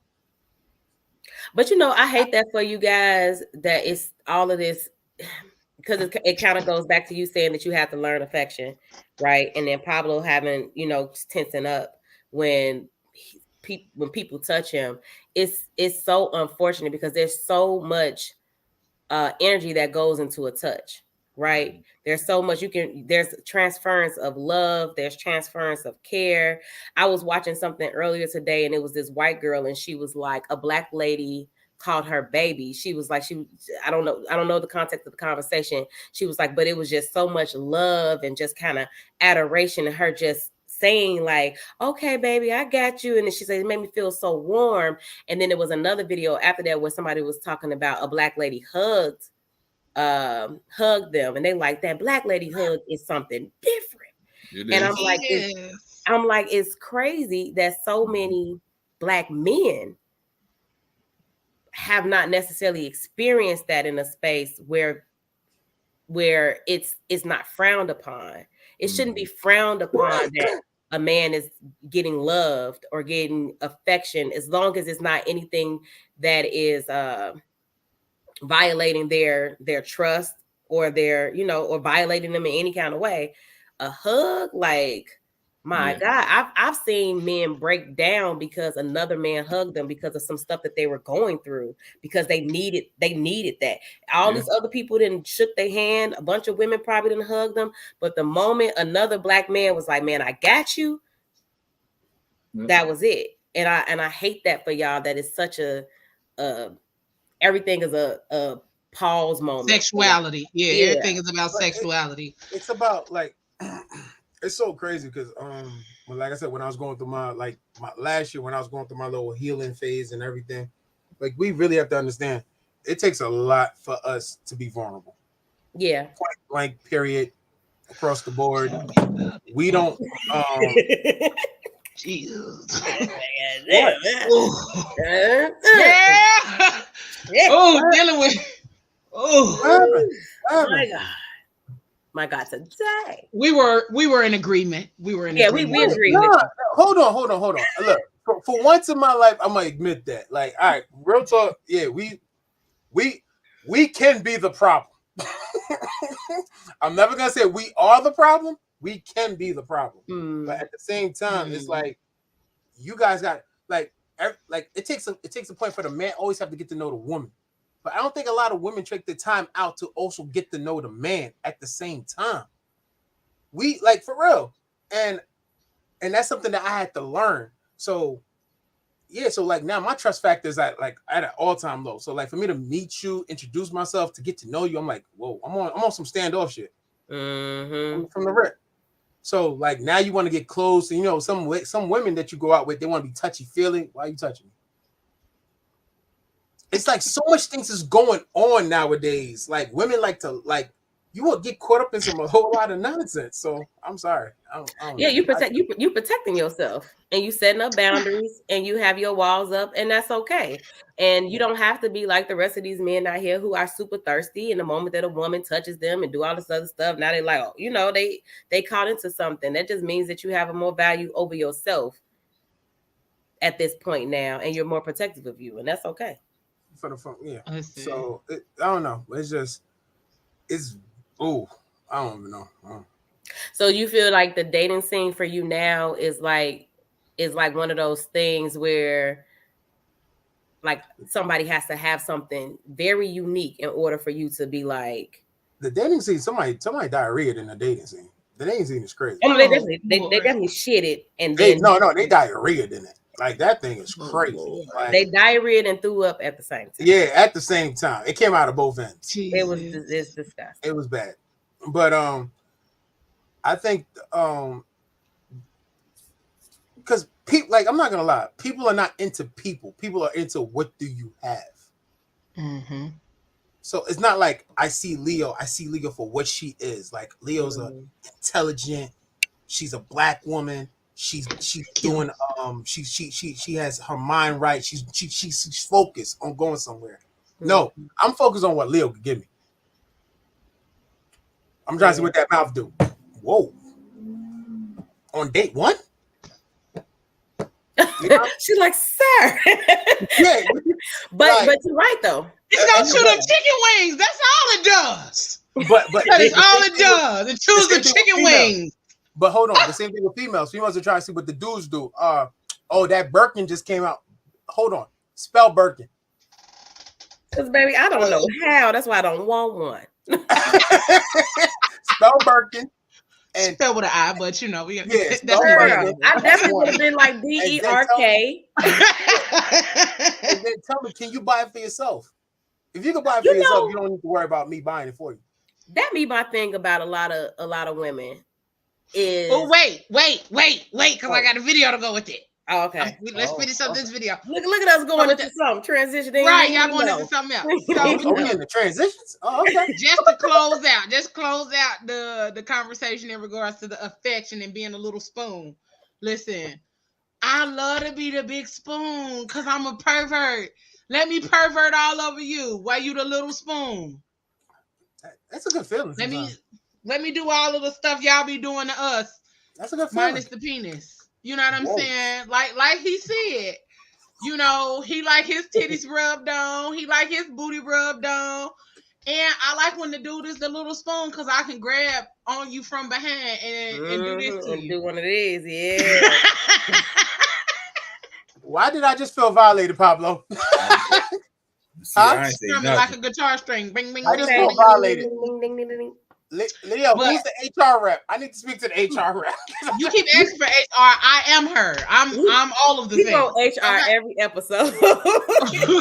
But I think as far as black men and I think when it comes down to the newness of how people are in the dating scene, everything is gay, everything is homosexual, everything like he said at the very end. That's too much. And I mean, like everything is a pause moment. Yeah. I get it. Everything is a pause moment. And like, I feel like for black men, if you are in a safe space with with a woman that you choose to be in that space with, then truly, truly be in that space with that woman. Because a lot of times we don't necessarily know how to be affectionate with y'all because of the fact that y'all are often very stoic, very standoffish. I'm a man's man. You know what I'm saying? And they be like, boy, if you don't cut that shit out and let me rub on you and let me hug on you and let me kiss on you and let me know that and let me treat you or let me show you that you're safe here. Like, that's the thing. So I may be standoffish. I may tense up on people. But if I feel like I trust you, then you get to see that other side. I don't trust a lot of people. That's my issue. I have very bad trust issues. I'm going to therapy about it. She's trying to break down the walls. Even she sees it. She's like, you don't trust me. I'm like, sometimes I don't. Okay, I'm not even gonna lie to you. So, on the therapy, we don't trust the therapist. I don't trust the therapist. See what I'm saying? So I trust the when fuck you out get- of mine. I love the hell I out be of my pulling up. therapist, baby. I pull up like girl, talk like girl. You Every ready? time I be like, let me tell you. But when I trust you, trying to find out too much information on the first day. Stop playing with me. yeah. No. But when I can trust you, then we get to the nitty gritty. Then you can touch all on me. You can do whatever you want, but just don't touch my butt because childhood trauma. But that's a whole other thing for a whole other day. Whoa. But other than that, we can do what we need to do. So I just got trust issues. But I'm a very affectionate person anyway. Like, yes, you are. I am touchy-feely. I am touchy-feely. I'm going to tell you that I love you. I'm going to hug on you. I'm going to play. Like, that's just me. Because if I love you, I love you. I'm not going to sit up here and not touch you because you feel some type of way. Like, bring your motherfucking ass over here and give me a hug because, nigga, I need a hug. And don't be acting like you don't want to give me no hug because then I'm going to snatch you up and I'm going to take a hug. And then I'm gonna kiss you and squeeze you and hug you like Elmira from. You give great hugs. I'm not a touchy-feely person. I'm the same as Pablo. It takes a while for me to get that wall down, for me to be able to like allow people to even like hug me. It does take a lot, but I've been getting a lot better with it because I've been actively hugging people myself. Yeah, as you opposed have. to somebody coming in for the hug. You say what? Yeah, you have.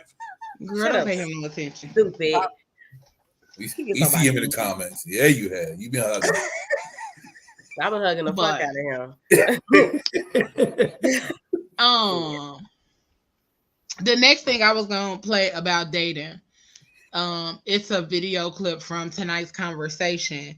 And I'm not even gonna like preface it. I'm gonna just let y'all watch it and then we're gonna talk about it because I think this is definitely a conversation that needs to be had. Here we go. We put something on the back end of what I'm about to say because it's about to sound crazy when I say it. Stop going after money. No, wait, because I'm not telling you not to have standards. Go after men that are generous. Because there's a pretty huge difference. A man that's generous is not about how much he makes, it's in his nature to give. And he's going to make sure that he may not be able to buy you the $20,000 purse, he may not be able to, but he's gonna make sure you straight because that's who he is. Yeah. You go after a nigga with money, he might be stingy as So then you got to get rid of that nigga with money, but a nigga that's generous got to be generous with something. Like, you got to have something to be generous with. What you gonna give me, air? Generous is about a heart.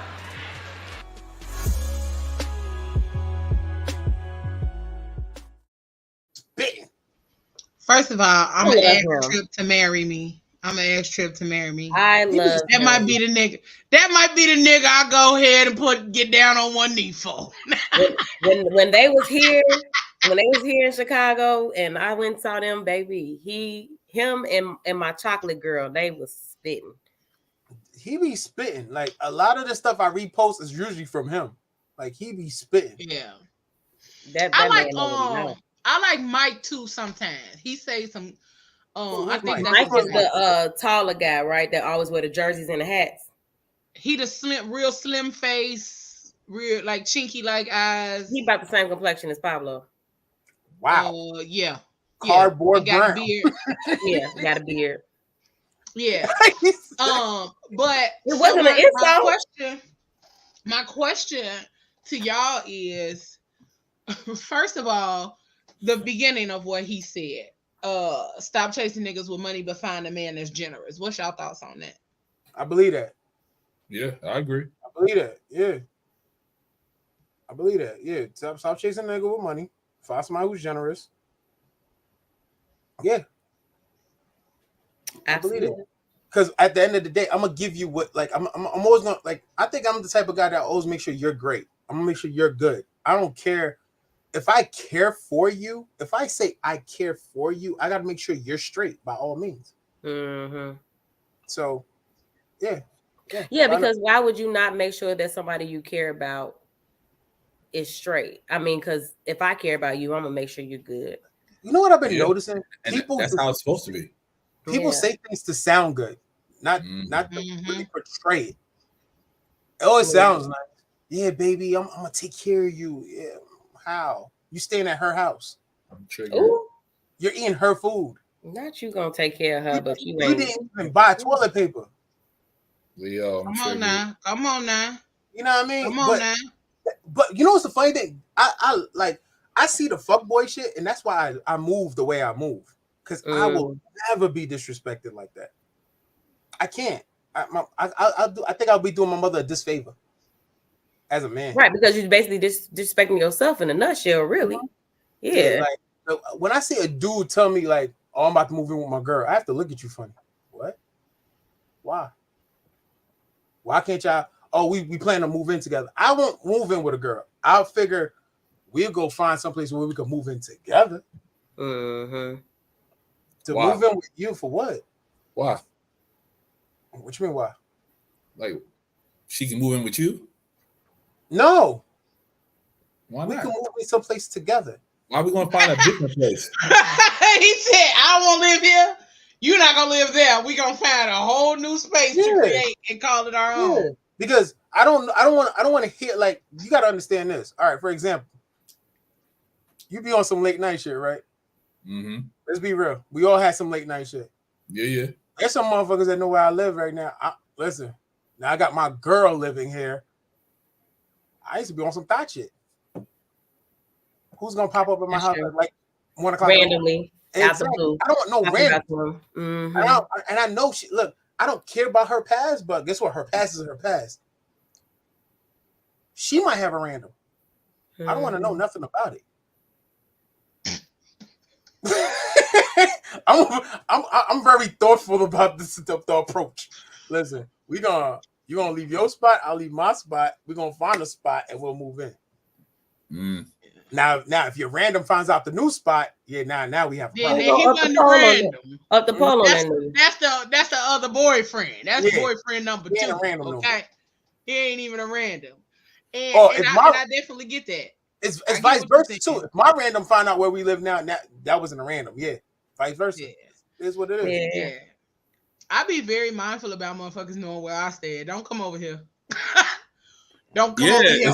It's just that simple for me. Like, like, stay the fuck away from me. Like, nah, it's not the same. I mean, no, like, it's what back in the day, stalkers and back in the day, stalkers, back in the day, that's different. Today stalkers they definitely different. But see, that's a testament to also what you just said. If you move somewhere else and they find you, because today's stalkers, you can move somewhere else and you ain't messing with them. They not a random no more, but they found you.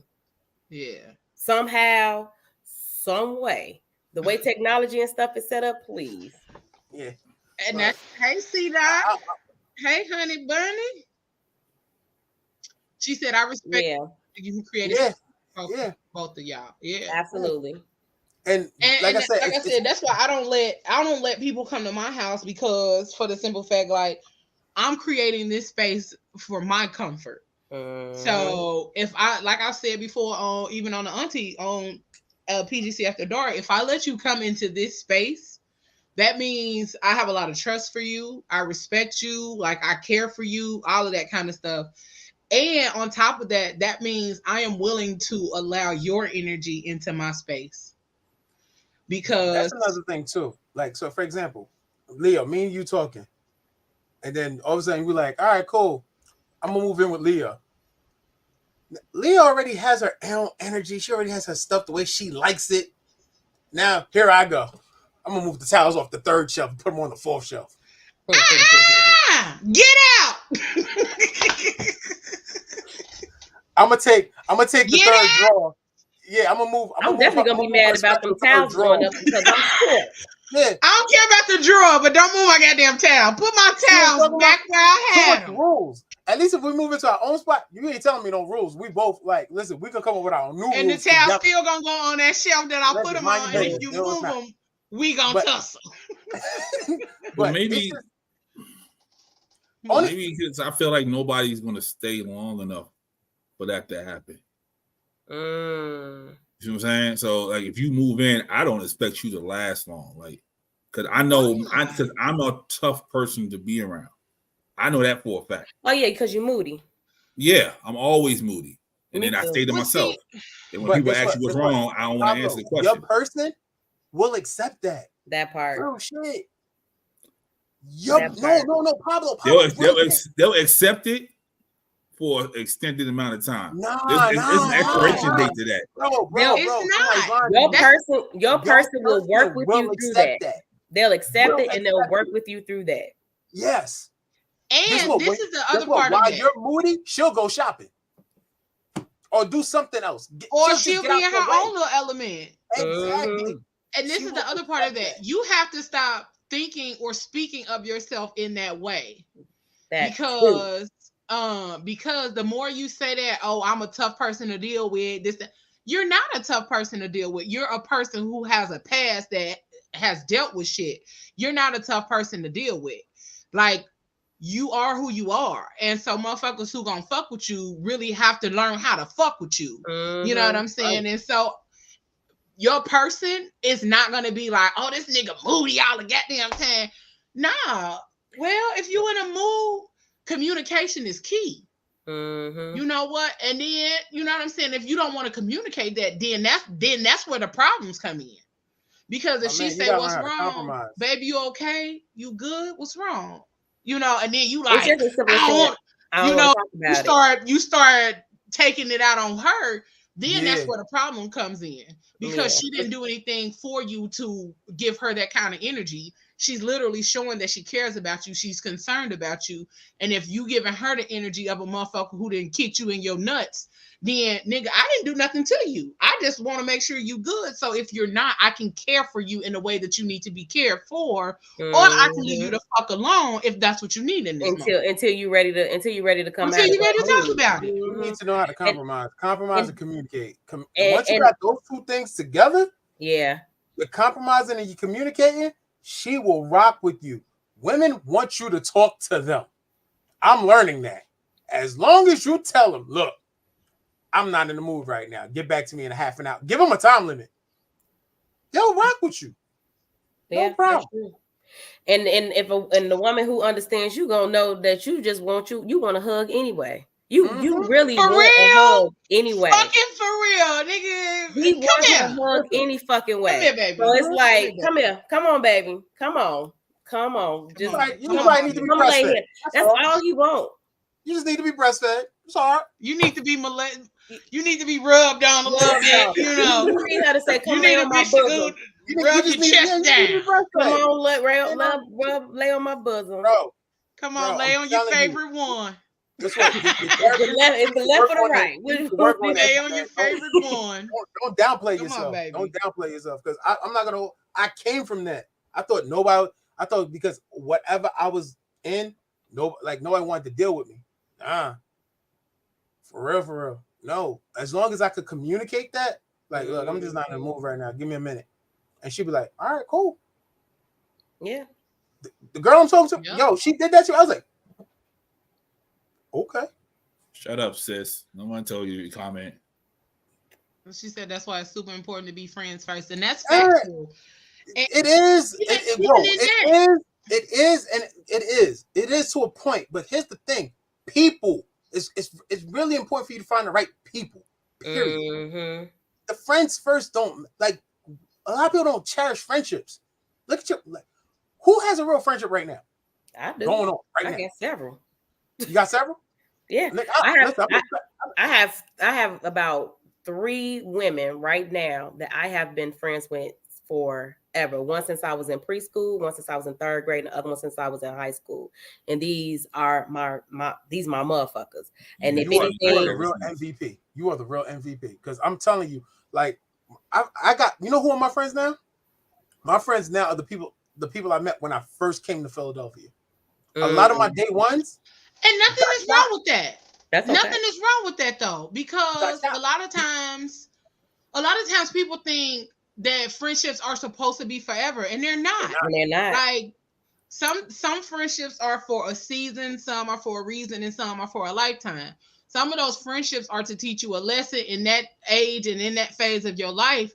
And sometimes we be trauma bonded with motherfuckers and we think that we supposed to be friends with them for forever when that friendship was supposed to be ended 20 years ago. And now y'all 73 and you still wondering why this motherfucker getting on your goddamn nerves every chance they get.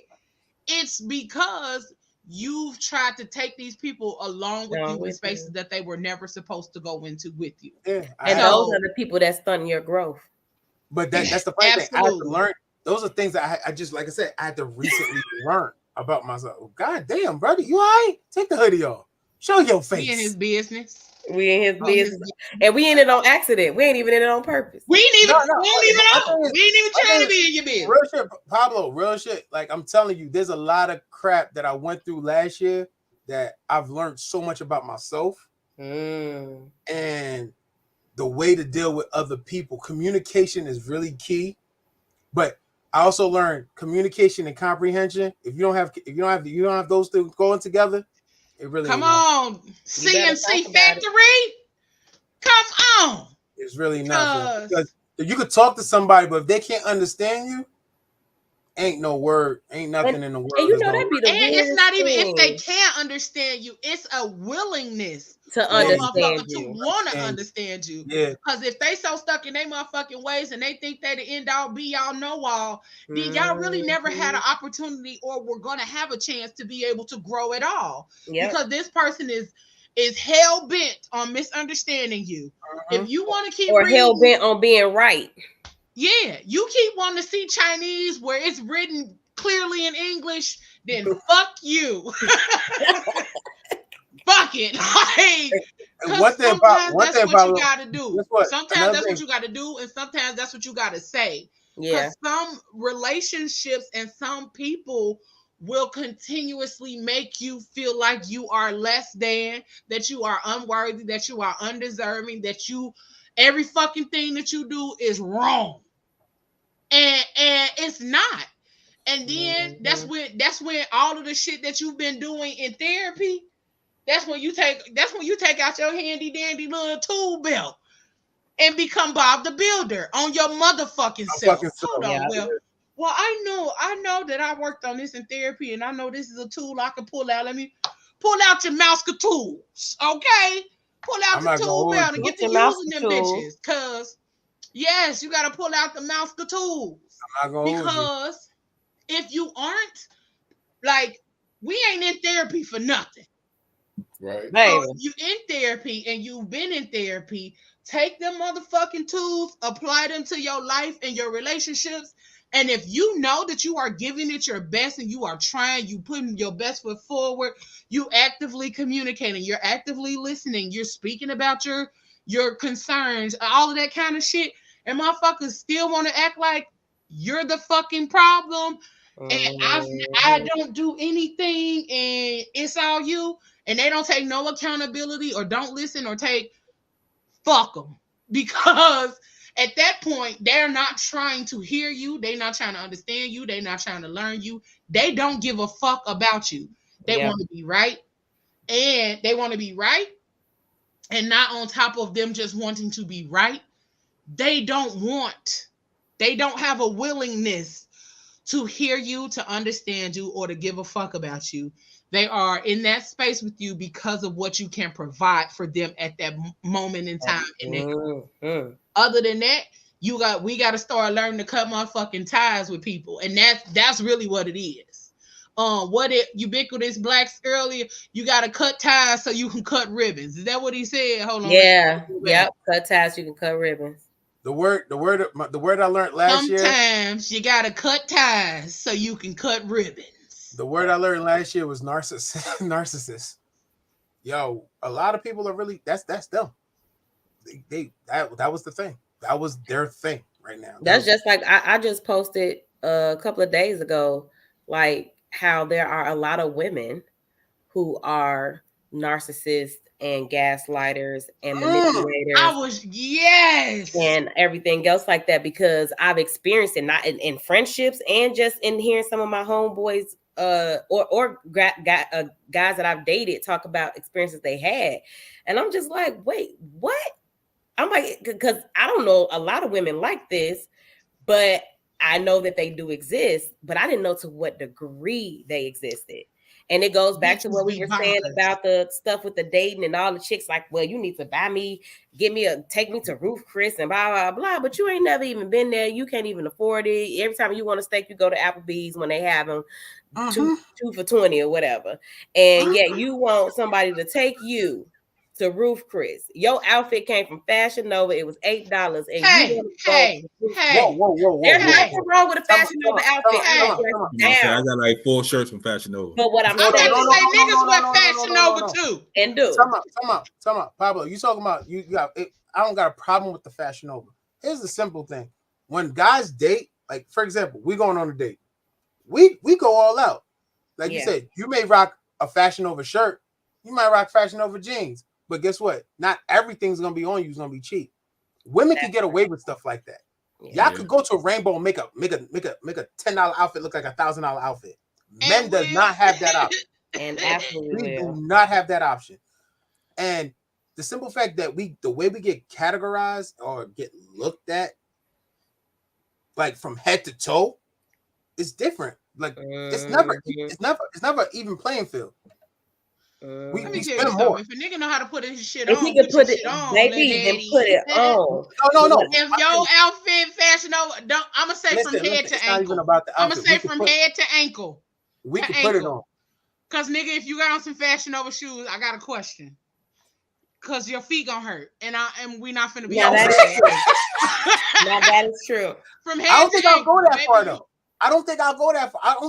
I can't even wear Fashion Nova like Fashion Nova shoes like that. No, it's not going. I mean, yeah, that's what I'm saying. That's why I said to ankle, cause nigga, you better have on some quality shoes. Leo, you already know how I get there. I'm Mr. Jordan and Air Maxes, so my sneakers are 200 or more.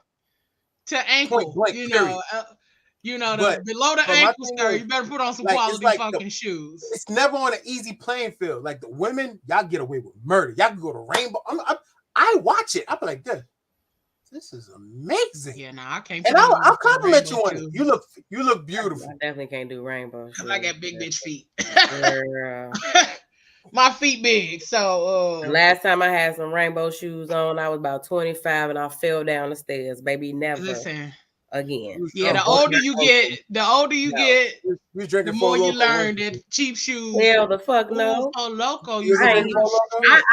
I never drunk that. But then on top of that, I wasn't even drinking at that time. Do you believe that? Do you believe she never drank Four Loko? I was a Four Loko girl. Tailgating in Iowa.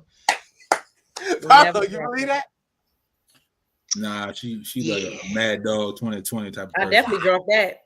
See? I too. Back in the day when they had Seagrams and it was called Blue Beast, they used to be my shit back in the day. I definitely did me a Mad 211, the pineapple joints, whatever that shit was. You drink 211? The pineapple joints? 211. 211. Jesus. Nigga, I don't know. I don't like beer. Hey, listen. I love myself. I needed a quick buzz. Thank you. Hold on. And for $1.75, that motherfucker will get you where you need to be. It's 2 for $5. Yep. That's a mo. 2 for $5 and make you laugh. That motherfucker get you right where you need to be at. 2 for $5 and get you. And I only had one, and I only spent $2.50. And I'm like, dirty wine in there. Like and I'm about one Long Island before we get up out this motherfucker. Yeah, one sip of that, your brain feels heavy instantly. So you already know what it is. My feet felt light. My feet always felt light. And when I woke up the next morning, it showed me what 211 was really all about. Mm-hmm. I was on 211. Literally. To bring that to a close, because we're going to close this thing out. This was a good conversation. We had all of the gems in the first hour from none other than Farah Moniz. Make sure y'all check her out, Farah Moniz and Ambiance Media Group. Make sure y'all go check her out. And then, we kind of tap into Ambiance with an A. Okay. Ambiance with an A. Make sure y'all go check her out. But then, just tapping on some of the other important life things here. In the second half, we talked about me and being a little spoon. It's okay for y'all to be the little spoon. That's one of my son AKAs. He said something. He said AKA. I sometimes like being the little spoon. Listen, because I love making y'all feel all love. I'd be like, it's hard. It's hard when you get cupped. I ain't gonna lie. Like, it feel good with titties on your back. I ain't gonna lie. Titties on your back feel good. But if she rocking like, it's hard for y'all to stay mad or feel some type of way when somebody got their titties on your back and their hands on your nipples. Like now, somewhere in your nipple region. If she an A cup though, then yeah, she might. She can't be doing wow. She can't be beating. Wow. She can't be big spooning. And she still got a little hump. She got a little lady. Nah, that ain't enough. Ain't enough. That ain't enough. Yeah. I don't need just the two nipples just rubbing on my back. All my girls are BBWs. There you go. See? This dude. And but it's okay for y'all to be the little spoon, fellas. Ain't nothing gay about y'all being the little spoon. Don't let these new women tell y'all that y'all gay for wanting to be the little spoon. Like he said, anything that is homosexual is same. That list down to like 5,000 things right now. So I'm fine on them. Fuck that list. I'm grown. Yeah. I'm grown. That list don't mean shit to me. Anything that a man and woman do together is not homosexual. So your man can buy a caramel frap in front of you? A what? What? Buy two. He said a caramel frappuccino. Buy two. What does that have to do with anything? Extra caramel on top, please and thank you. Hold on. What is a caramel frappuccino? Is that code word for something? What is it? That's on the list. What men can't. Literally what men. What makes men suspect or gay or zesty or saucy? Oh, it's a living list. A bunch of weird bitches. Yeah, it's a living list. We'll do the list thing again. It started with 20. Now it's at 5,000. Like they just added on. That's too much. At this point, y'all just saying shit. Like at this point, y'all really just shit. So are they gay? Because if that my thing is, that's about it's women making the list about dudes. So are they gay? That's what I was thinking. They gotta be lesbians because you don't want a man. Yeah, come on, what does a caramel frappuccino got? That thing is delicious. Andy, not you offended because you like it. And then lastly, y'all, make sure y'all out here finding your people, okay? Find your people that's gonna love on you, that's gonna help you through your shit, that's gonna hold you accountable, okay? Hold you accountable to who you are and who you are becoming. Because sometimes that's the hard part for people is to love and appreciate the person that you're becoming because they're so used to the person that you were, okay? You got to find your tribe. You got to find your people. And sometimes it's okay if the people who you thought were your people are no longer your people. Okay? That's okay too. That's okay too. Because everybody can't go. Closed. Everybody can't fucking go. All right, y'all. And that's okay. Love on your people. Love on yourself. And be kind to yourself. All right? In whatever you do, in all of the ways that you move and grow and be. And if you are here making 6 figures like Miss Farah and you building your business and all that other kind of stuff, remember to love on yourself. And then take moments in order to free yourself from these goals. Take some time to color, paint.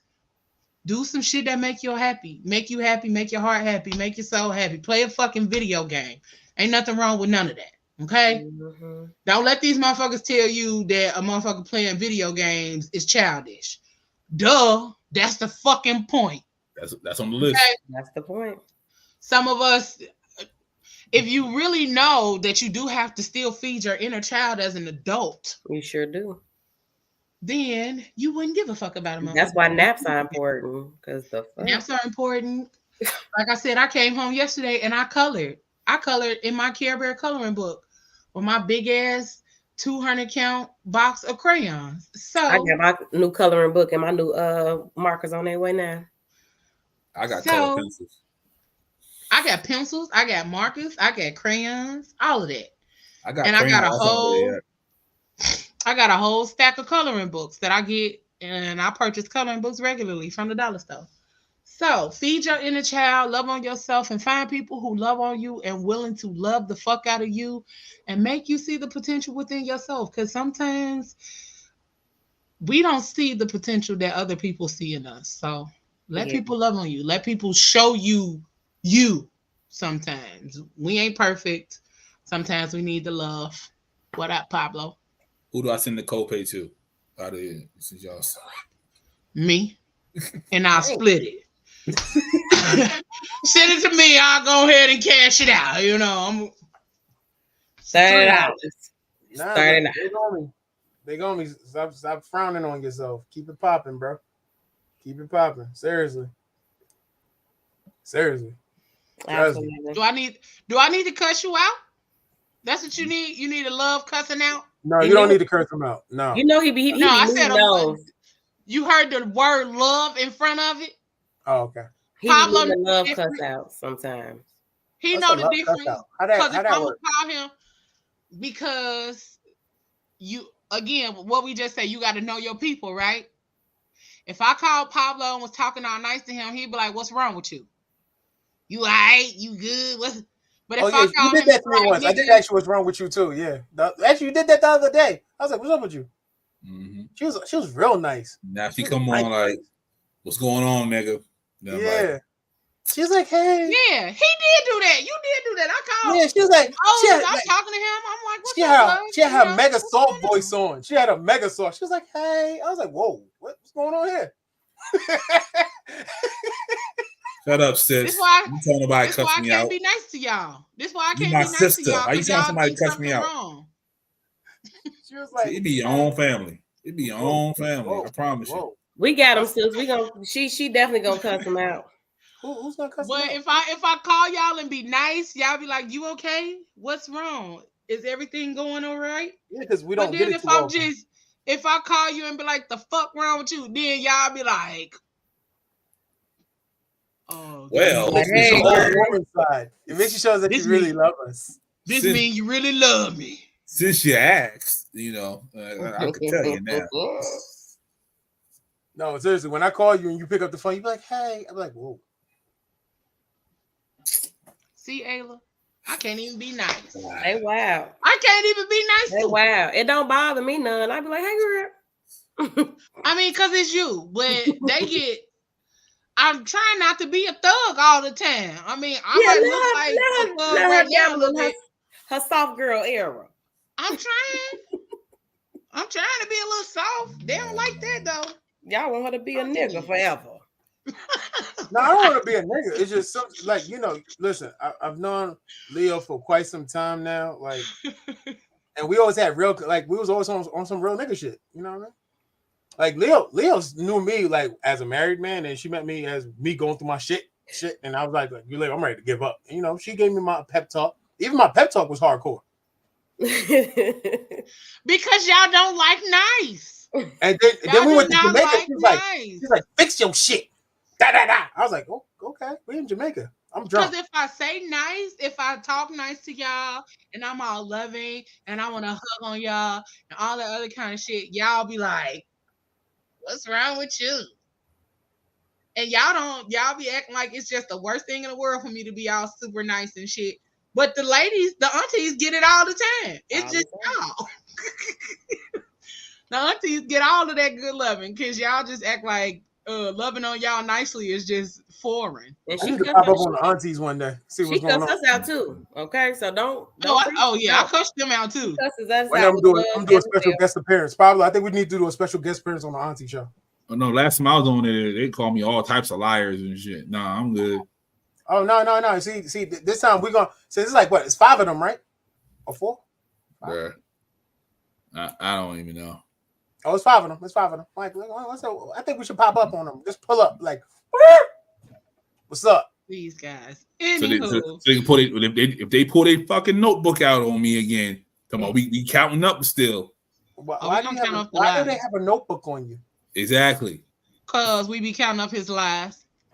Oh damn. Oh yeah, I got a question, Leo. Is there anybody from Gary that's famous that's under the age of 50? Okay, all these motherfuckers old as hell. Anywho, y'all, thank y'all. See, I was gonna end on a high note with you, and I was gonna say some good stuff to you. I was gonna be nice to you, and I was gonna say some good stuff to you. But see, let me tell you something. Let me tell you something. This is Pablo's way of trying to take the attention off of him because he just has to pay a copay. Yep, you're deflecting. No, I know you. I'm trying to educate myself. Good night, ladies and gentlemen. History. We want to thank y'all for tuning in to another episode of the Fat Girl Chronicles, where we get all up in your business and discuss the topics that matter to us most each and every Tuesday right here on Facebook, YouTube, and we are also on Instagram. We are also on Instagram. Hey, y'all over there on Instagram. Hey, Insta. Thank y'all for tapping in. We love y'all so much. Thank y'all for joining us. We're going to keep going live on Instagram. Make sure y'all follow, subscribe, and all of that good stuff.